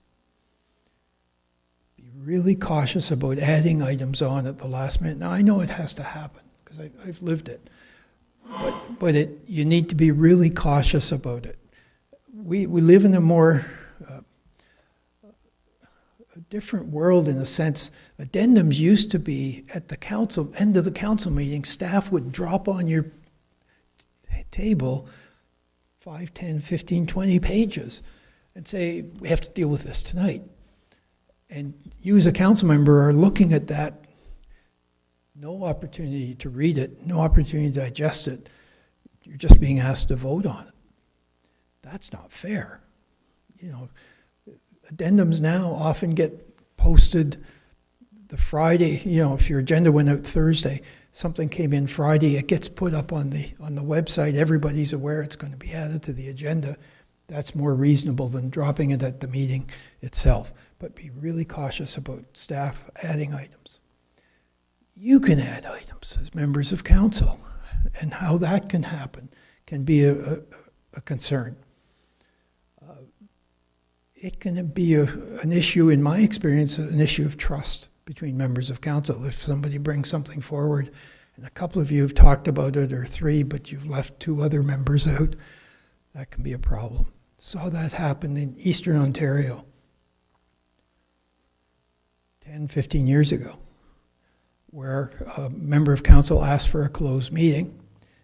They went into on a personal matter about an identifiable individual, and had lined up 2 other members of council, 5-person council, to fire the CAO. The mayor didn't know this was going to happen, and the other member didn't know. You think there was trust left on that council for the rest of the term? Not for 1 minute. Be really careful if you're going to be adding items to the agenda. Follow the process that you have available. The third way you can be ambushed is by the public. You will have in your bylaw a delegation process. Here's, you want to speak to council, here's the process, file the application. You'll have some rules around it. You may have to file written material. You get 10 minutes with questions for clarity. And that's it. You limit probably the number that you have on your agenda. Some municipalities allow the public to speak outside the delegation process, either at the beginning of the meeting or at the end. The problem with that is you are not controlling what's on your agenda. It can come at you from left field, and suddenly as a council, you've lost control of it. Be really cautious about that. It can cause problems. I did a procedure bylaw with the municipality back in the winter. And I spoke to council on this issue because they had it. And they said, no, the public has to be heard. And I got a call from the clerk about 5 months later, just back in the summer, saying, council now is convinced they need to get rid of it because they are, as we get closer to the election, the ambush becomes a little more intense than it was before, and they want to know how to get rid of it and deal with it. Control your agenda. You have the ability, responsibility in terms of what goes on the agenda and what matters you're going to deliberate. Treat that seriously. I think it's important to do. Always be cautious around something that's coming at you from left field during a meeting. Fulfill the promise. We promise we will deal with the agenda that was put out to the public when it went out. If you follow that rule, I think you'll save a lot of headaches over time. Now, Jill, do you want to talk about the social media aspect?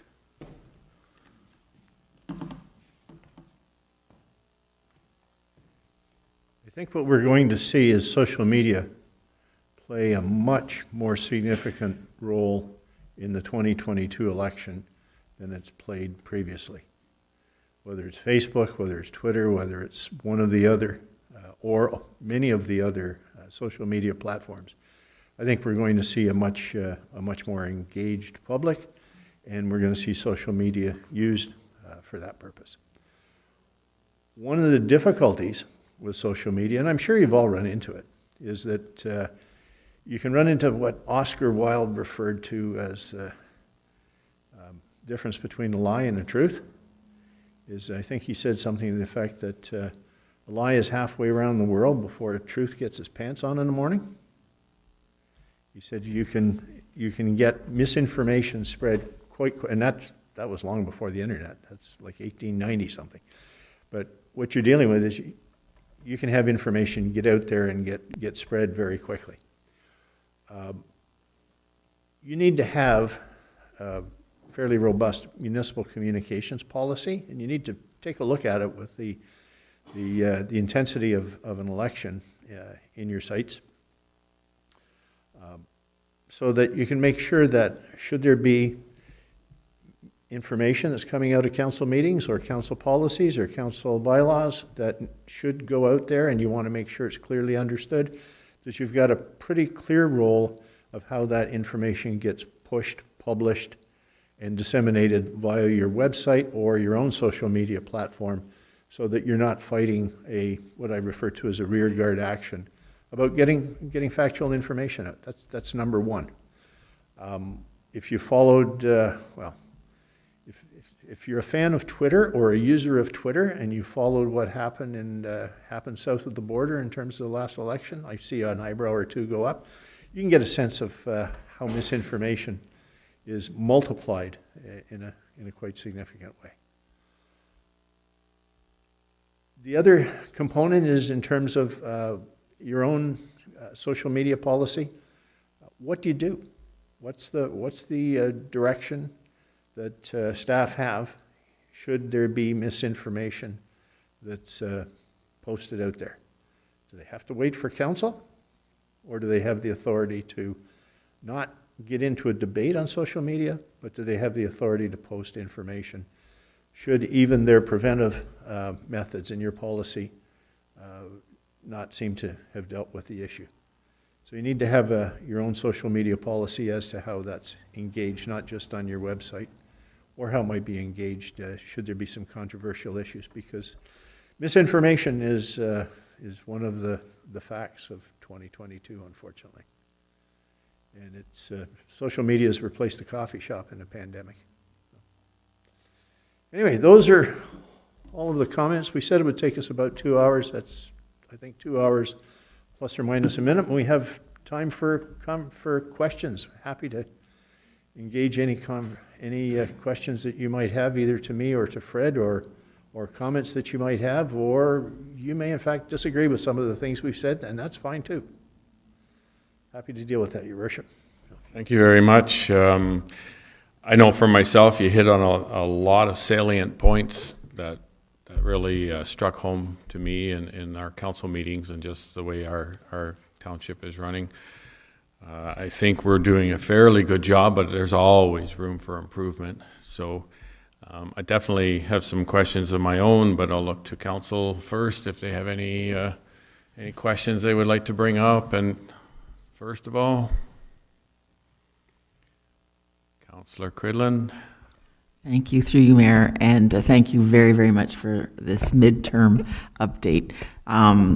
Too bad we wouldn't have been able to benefit from it, as there's lots of information, obviously, for us to absorb. So thank you for that. One of the things you did mention is about, the lead up to the election and the opportunities again to have this information, the facts that you've shared tonight, and how for us to then continue to demonstrate them, or to demonstrate the weight of them or the seriousness of them. I think you talked about other municipalities that are actually engaging in maybe a little bit more workshop type stuff as it leads up to the election. So if you could maybe give us an idea of what small little things that other municipalities might be doing for those in the community and those of us that might be running again, that would be excellent. Thank you. Your Worship, this sounds like a paid political announcement. I run a session called So You Want to Run for Council. And I have been retained in all parts of the province at this point to 2-hour presentation.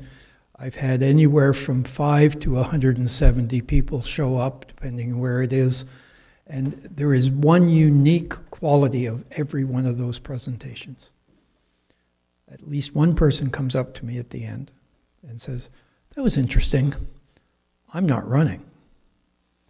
And I've done my job, because they have this view of what this is like to be at this. They think it's 2 meetings a month and get a paycheck. It's a little more than that. So that's why I said the education program that the municipality has starts not after the election, but it starts before. And you can really have an impact. I had a lady come up to me just before COVID started. And I think she was from Guelph. She said, "I was at your session running for council." And she said, "You convinced me I wanted to run."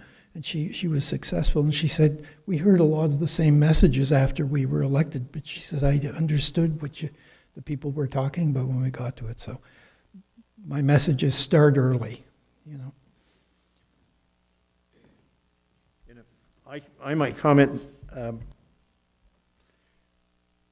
it's not just before council starts, it's after the new council is elected. There's local orientation, but that is often what I refer to as a data dump. There's an awful lot of information available to a new councillor, whether it's in a binder or on a stick today or downloadable from a particular site. That's one part. It's an awful lot to absorb. There then becomes, I think, a process where, and Fred and I have done a presentation on this in Eastern Ontario recently, about strategic education plans for municipal councils that cover the term of office. Okay? And it's not just work that we do, but there's other work. I mean, there should be a regular process of municipal policy review that's incorporated across the term of council. It might be start with a refresher, and you might have a schedule that we take a look at certain policies every quarter. And you do that through the term of council, just in order to be able to get through them. It's in terms of various plans and programs, asset management plan, it shouldn't just come to you once in a while.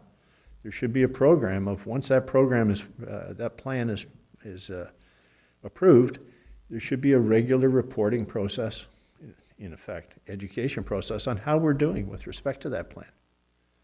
So it's whether you are educating yourself on your strategic plan, and the strategic plan should be revisited every term of council. It doesn't have to be redone every term of council, but should be revisited every term of council. That's an educational process for people, for councillors in the community. There's just this ongoing process. It's become too complex a job. Fred talked about the 1970s. One of the first municipal council meetings I ever attended, this is a township, this was pre-photocopiers in the office, it's obviously pre-internet, involved the clerk handing out a single page to all of the members of council with the agenda, at which point they looked at the agenda and there was a motion to adopt the agenda. That's because they'd never seen it before. That's really not necessary anymore. But then the next thing happened is the clerk then read the correspondence, item by item, to the clerk. Now, well, that's before your time. But the predecessor in the first municipality you worked for, I bet he or she did that, okay?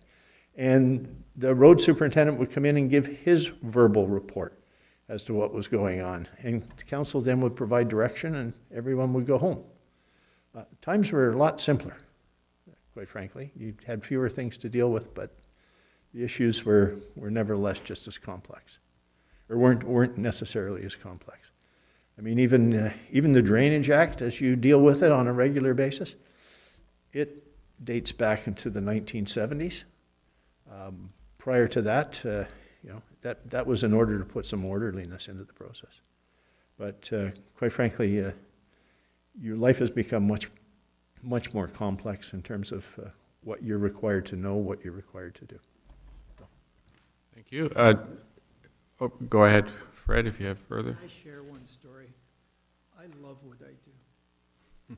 I was retained by a very tiny, this is back around 2002 or 3, tiny municipality in northeastern Ontario, to come in and spend the day and do some work with staff and work with council. And I got to sit through the council meeting. So I was the fly on the wall at the back of the room, council chamber, quarter the size of this.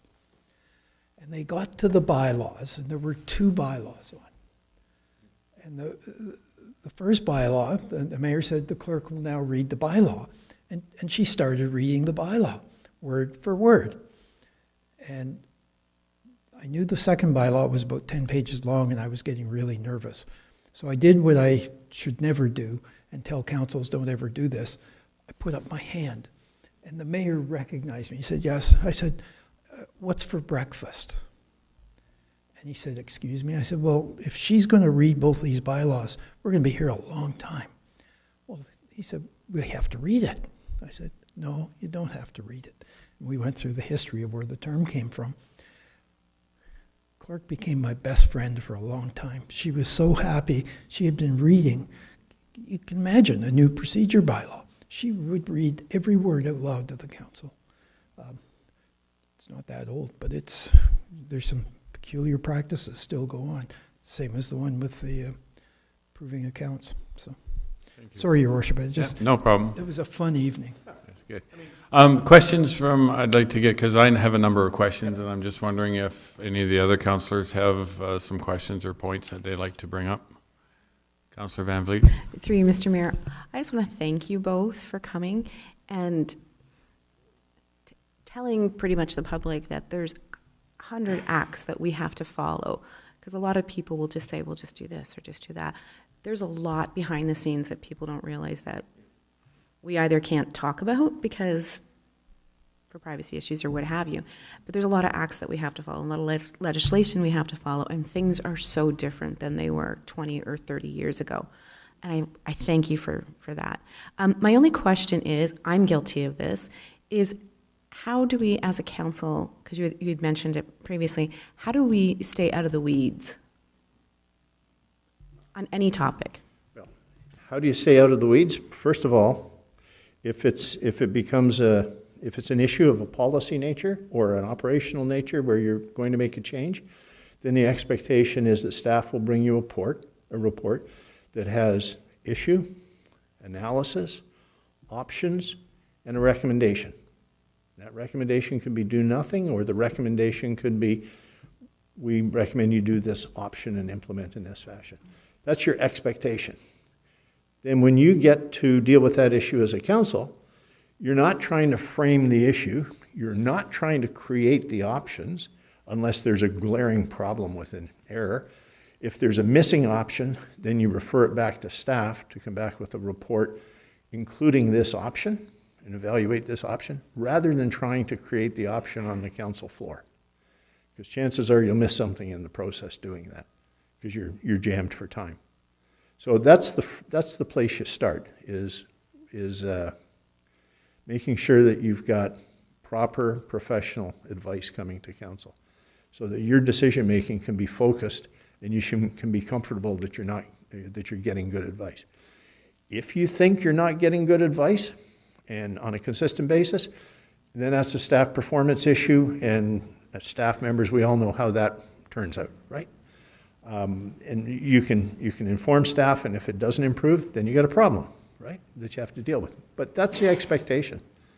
The expectation in terms of getting into the weeds on individual complaints and requests for service is refer it to, and make sure that you got a process that will deal with that complaint quickly and efficiently for the resident.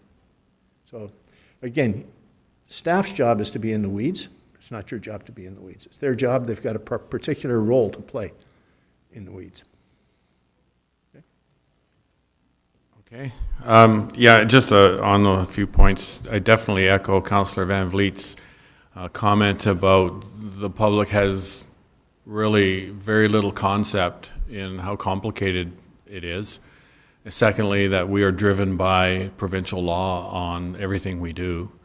I've had people say, well, you're the mayor, just make it different, change it. And I'm sorry, it just doesn't work like that. They think the mayor has complete autonomy, even over the council. When the council makes a decision, I've had somebody say, well, why don't you just reverse that? And it's definitely education for the public to try to understand the processes, and we're following provincial law. You made a comment about obtaining information from the Integrity Commissioner or running something by the Integrity Commissioner prior to a meeting. I look at that, and my first question is the time frame of that may not work in a situation where the meeting is coming up fairly quickly. It's a Friday afternoon, the agenda is published, and I'm not sure. I may have a conflict here, I may not. I would like to ask someone. Our meetings are Tuesday. How do I get a hold of an Integrity Commissioner? And they have to, I know how we get a hold of them, but they have to read through it, they have to process it and come back, because they obviously don't want to make a decision based on not obtaining all the information. So there's a timing issue there, so any comment to that? Does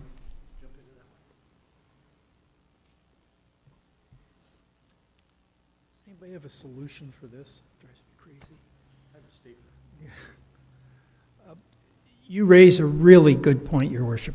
It's been a difficult issue from the beginning. I mean, the province gave us this good news situation that you can now get advice in writing from your Integrity Commissioner on a complaint if you provide a request in writing to them, which sounds terrific, but you're right. If the agenda comes out and you see it for the first time and you're not sure, you can do a few things. You might want to get your own legal opinion in that if it's a major enough issue that you want to deal with, which is the way it used to be for many, many people.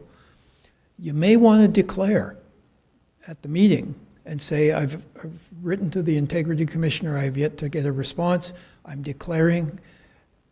If the IC comes back with an opinion that says, no, you don't, then at the next meeting, get it on the record, put it on the minutes that I declared last time, but I've now been advised by the IC that I do not have that's another way to do it.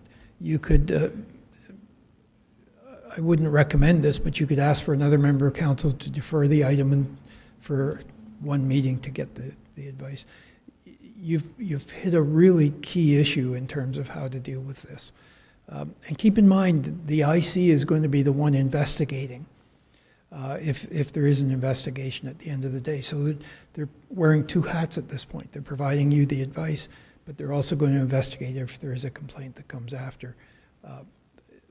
I would err on the caution of declaring and then come back and say, I didn't have to, but on an abundance of caution, that's what I wanted to do. Okay, thank you. I have some more, but I'm going to defer Could I just jump in and follow up from what Certainly. Fred said as well? I agree with everything Fred said. Your Integrity Commissioner has a responsibility to educate members of council, apart from his or her job to deal with complaints and to deal with opinions. And one of the key roles is that your Integrity Commissioner should start off a new term with council with an explanation of the Municipal Conflict of Interest Act and how he or she relates to that, and how he or she expects you to go through the process of doing that, so that you have an understanding of issues, so you can make some of those decisions where you don't have time or the advantage of time to get that answer. So that's another important part of the educational process I referred to. Okay, thank you. Councillor McClellan. Through you, Mr. Mayor, so I'm probably the councillor that's declared a conflict of interest more times than anybody else here because of my day job. We did get educated by the Integrity Commissioner when we were put in, and if I have any doubt, I usually call the clerk and the CAO and say, hey guys, this is coming up, what do you think? And more times than not, I just declare a conflict and leave the room, and it works, right? So rather than take chances, it's better to just leave the room. You're not going to like what I tell you. You should not be asking the clerk. You should not be asking the CAO. They don't know anything. They don't know anything about this act, and they are precluded. The courts have said this consistently. Rob Ford was the best example. They are precluded from providing you with specific advice under that legislation. Their responsibility is to this corporation. Your responsibility is to go to the IC or get your own legal advice. You put them in a very difficult position by asking them, do you think I have a conflict? Stop doing it, please. It's not fair to them. Well, okay, thanks. Yeah, you actually can get yourself into trouble just by asking them that question, because one of the things you're not supposed to do if you have a pecuniary interest is influence not just your colleagues on council, but you're obliged not to influence staff. And by approaching staff and saying, look, I really want to support this, but I might have a pecuniary interest, you've started the process that could be deemed to have influence. So you want to be cautious about talking to them at all, any staff, about that. Okay, that's a really valuable point. Thank you. We'll make sure that all of us are careful about that in the future. Yeah, and I've never put it, I want to support or I want to do anything. It's just, this is it, right? So I have another question, if I may. Receiving information during a meeting, if somebody sends me a text during a meeting, I have my phone here, I receive text, and it's regarding the topic we're discussing, is that acceptable, or is that practice that I've had somebody say you shouldn't do that to me? There are a lot of places that, as part of the procedure bylaw, ask all participants around the horseshoe to turn off their telephones and tablets in terms of receiving incoming advice during a council meeting. If I thought I could lobby the head of council during a council meeting from my phone sitting at home watching on TV, I'd probably do it. You might get bombarded. I mean, how do you know the advice is accurate? Quite frankly, you're going to get a lot of free advice in terms of that. I suggest turn them off. Okay, Councillor Van Vliet. Through you, Mr. Mayor, I'm pretty sure this has to do with me because I do get a lot of texts and messages during meetings. I don't turn my phone off. It's on quiet. I'm not taking advice from people, but I take their questions. Should I stop doing that? You're elected to represent the public as opposed to represent individual members of the public. Your job is to represent the public interest. I don't think it's wise to be taking calls from people either electronically or otherwise during a council meeting. It just takes your focus away from the debate at hand. Many municipalities just forbid it as part of their procedure. Now, in the case of somebody having a phone on, I've got an ill relative and I'm monitoring their condition and I'm waiting for a call, okay, that's a different matter. But in terms of communicating with the public while you're sitting around the horseshoe, I don't think it's a wise thing to do at all. Thank you. One of the other interesting comments you made was and this is for the public, just the cost of running municipality going up 3% and 4% per year during these times. That is substantial. And of course we work at keeping our levy as low as possible, but we do notice the inflationary costs. Insurance came in X amount higher. Everything's coming in at higher costs. So it's just interesting that to the public, it's not just Wainfleet, it's actually all municipalities all across Canada are suffering the same thing. And we don't want to reduce service. We want to keep things the way they are because our services are not extravagant in the first place. And so just to the public, that's a common thing is inflation for sure. It's fairly large. Yeah, I don't have any detailed statistical evidence, but what I'm hearing from people is that 2 years ago we applied for a project for arena enhancement. We estimated it to be $2.4 million based on the commentary that we got from various consultants, engineers, and so forth. And the prices at the time, we submitted to the province. The province came back within a year and said, yes, we'll fund it at 50%, or whatever the percentage was, to X number of dollars. Away you go. We put it out for tender. It's now $4 million. Province is capped in terms of what they'll contribute to us. We don't have the ability to go back to them to deal with it. So we have to either cut the project back in a way that doesn't reduce the provincial contribution in a significant way. But it's the cost of, I mean, if you think about the competition for infrastructure investment, it's probably going to get even higher in the next year or two as we go through the states and through Canada with infrastructure programs to stimulate the economy. So it's just the cost of bricks and mortar seems to be up quite substantially. Okay, thank you. Councillor McClone. Through private industry, the cost of lumber skyrocketed, it's back down. Yeah. The cost of steel is still sky high. The insurance, as the mayor said, it's all these disasters, the flooding in BC, the flooding in Newfoundland, the insurance companies are paying that. They have to get their money back. They're boosting their prices 20%, 22%. And this is in private industry as well as in municipal. So there's nothing we can do about that. You have to have insurance, right? So what do? Good point. But the public doesn't see that. Their house insurance probably went up 2%, right? So they don't see the big bills, right? So. Yeah, and I made that comment. It was for the public, just to realize that, costs are definitely going higher. So, one of the other things, I have a number of points I've made here during our meeting. So, when we're having different sessions, I often see councillors, and I understand, totally accept what they're asking of staff. And I think, Nigel, you brought up the point about it, is that a single ask to staff can be 100 hours of work by staff to answer that question, and they go and they do that right away. They prioritize it. So, and I think I've brought it up before in closed session about we have to be careful of what we ask for, because it does sideline the work being done, and there is a lot of work. We're not overstaffed here by any stretch, understaffed. And so everybody they're on their path doing their work, and all of a sudden in comes a request.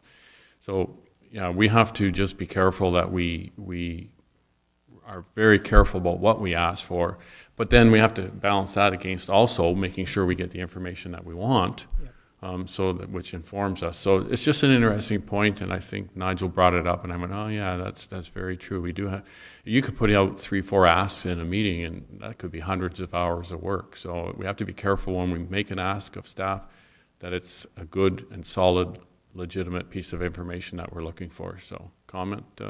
Let me share a story with you.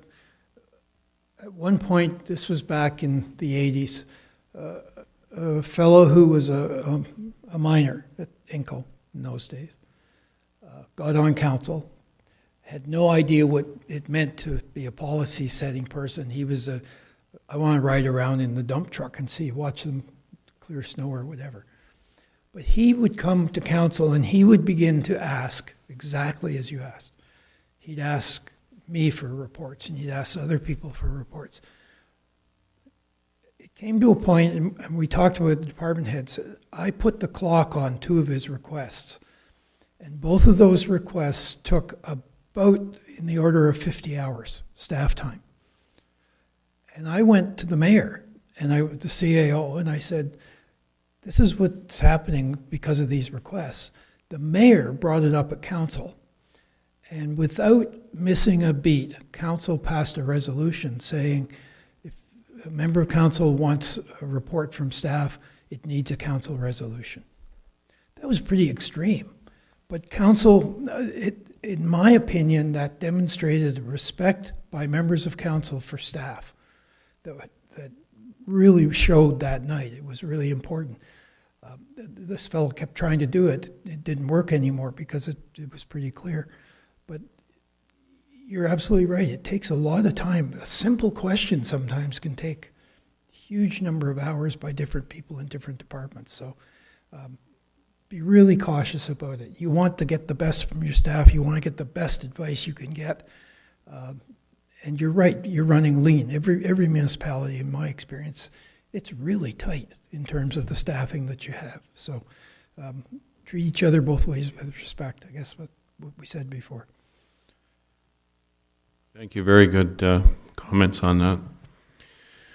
Any other questions? I just know, I think Councillor Van Vliet spoke about us getting in the weeds on too many issues, and I believe we are. We often find ourselves. Go ahead, Fred. Worship, I need to come back to yours. I was bouncing up and down when Nigel was speaking. If you're getting text during meeting, you shouldn't be dealing with them. But here's what you should be doing. It needs to be not a negative, it needs to be a positive. And what you need to be telling people is the agenda is posted on what day? Friday, Thursday, whatever. Please read the agenda, and if you have any questions before the council meeting, text me, call me. I'm available. Every member of this table is available. But at the meeting itself, my attention is on the council meeting. Turn it into a positive. And the question I would be going through my head is, if you're doing that at meetings, I wonder what she does at closed meetings. You know, because that would make me really nervous as a member of the public. Through you, Mr. Mayor, just to clarify, I don't take anything into a closed meeting with me. I'm not saying you do. I'm just, the suggestion. Yeah. Tell them that there's a way that they can get their comments to you in advance, and you welcome them, but not during the meeting itself. And a lot of it is optics to the public. It's not necessarily what is actually happening, but apparently a very wise man said, a lie is halfway around the world before truth puts its pants on. So somebody says something and, oh, she must be or he must be receiving this information. No wonder they voted that way. So the optics is always a huge game. And who knows which councillors are talking to which other councillors during a meeting if you're using electronic devices during a meeting, and having the debate completely in the absence of the public. Again, that's not a position you want to be in. You don't want to be assumed to be doing that, or communicating with staff, or communicating with people in the. I don't think it puts you in a good light to do that. Yeah. Quite frankly. And one other point along, you talk about councillors speaking to councillors during meetings. Sometimes we do this to another councillor for a minute, and I try to stop that as soon as I see it, but I understand how it happens. That again would be something that we would try to really avoid for optics purposes. I'm sure I can find the section of your procedure bylaw that says that's a breach. Okay. Good.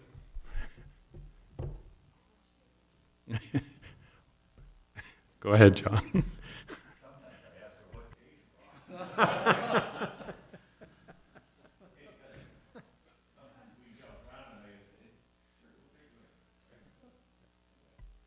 All right, well, Donna, go ahead.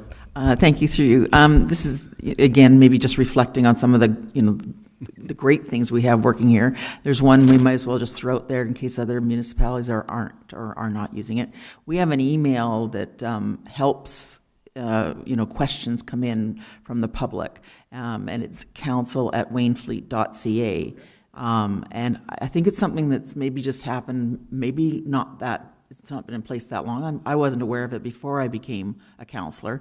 And again, it's just something that helps us all see the concerns at the same time. So I don't know if you've had experience with other systems that people are using, but we're finding that, or I'm personally finding that very, very, very effective. So all of us, including senior staff, have a chance to be aware of something, at the same time. On the assumption it comes in after the agenda's published? Well, I think or does it come in at any time? No, it's nothing to do with the agenda. Sorry, that's more the concerns or something that's happened in the community or of interest. So that's between meetings, let's say. Well, I'll let the CAO go on that because we've got it's very positive. So through you, Mr. Mayor, depending upon the sort of nature of the inquiry being made, there are sometimes administrative responses that are issued to the original sender. Sometimes it comes from a member of council who might be directly impacted, or the mayor. So generally, it depends on the nature of the inquiry being made. Lots of times, if it's a general inquiry, I'll answer it. And I just hit reply all. That way I know that, excuse me, everybody else has received it as well. And they know not to, we don't need to answer twice and give different information or anything like that. So we try to keep it single point of contact. But lots of times I'm quite happy to do those. And just to build on that, depending on the nature of the incoming message, we also have something called a council information package that is prepared basically each week, summarizing all incoming correspondence for council, which a lot of those sometimes make it into that package as well, so that the broader general public also see that inquiry or that correspondence. Just in terms of reaction to the email to council@wainfleet.com, my first reaction is I think there should be two streams. One should be a service request, and the other one should be if you want people who are elected officials to see it. But the service request the expectation is it should go to staff, and staff should be dealing with it. And they shouldn't have to write you all and say, we're dealing with a request from Fred who wanted to know about the culvert on his driveway. That's just a waste of everybody's time, quite frankly. There is Your Worship, you did say the public is not well informed. It's unfortunate. And that may be something that you need to do every term in terms of information public, or hold some open houses that aren't council meetings, that are town hall meetings, that explain to people what's going on in the municipality and how you deal with particular systems and processes.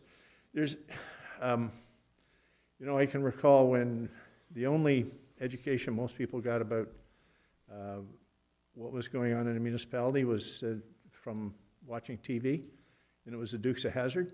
Remember Boss Hogg, the mayor? There was no council. It was just, the thought was the mayor had complete control. Very different system in Hazzard County as to what we had. When we first got elected, we had our first open house. That's one of the things that I said I was going to do, and we were going to do as a council, was to have open houses. Our first one, we had 140 people show up, which from, I understand, was a significant number for a little municipality like ourselves. We did another one a year later, and we intended, of course, to keep going. COVID shut that down. We've had a public meeting on our beach issue, which we had lots, 30, 40 people showed up for that, and online. So we do try, but we haven't, it's more about the direction of the township, and maybe we should have another one soon or when we can. I would like to, but also just how some of the administrative things work, that when when you contact us, this is what happens, so people can understand that process more. So maybe that's something that we need to look at, as opposed to just where the township is going. You can do interactive presentations via. You can do interactive presentations and put them on your website as well, to make sure that that continues to be available. You've got great capacity for doing that, so you don't actually have to repeat the public meeting. You can make sure the educational process goes on. Okay. I like the idea of council at Wainfleet, but here's a scenario I think you need to pay attention to. I make a request and I send it in to you, and I get a response from you. And you send it to everybody saying, great idea. And you then respond and say, I would never support that at council. And you send it to everybody. A council meeting just broke out. That's an improper meeting under the closed meeting sections of the Municipal Act. Be really cautious you don't get dragged into that and somebody's pulled you into taking a decision on something or a position. I agree with Nigel. Work it through administration to get responses. Yeah, we have actually talked about that as a group here and a council, and said, one point of contact for information, be it right or wrong, we discuss later the content of it, but single point. So Councillor McClellan, you had another question. You, Mr. Mayor, no, all I was going to say is before, we had a complaint on one of them that came to council about we own an airport, right, or we own part of an airport. I sit on the airport commission. It was a neighbor 2 streets over. I just went over and I emailed her, said, can I come and see you? It was COVID, I stood outside and I explained that the airport is there. It's been there since 1945. We can't change it. And that was the end of that discussion, right? And it died right there. It was done, so.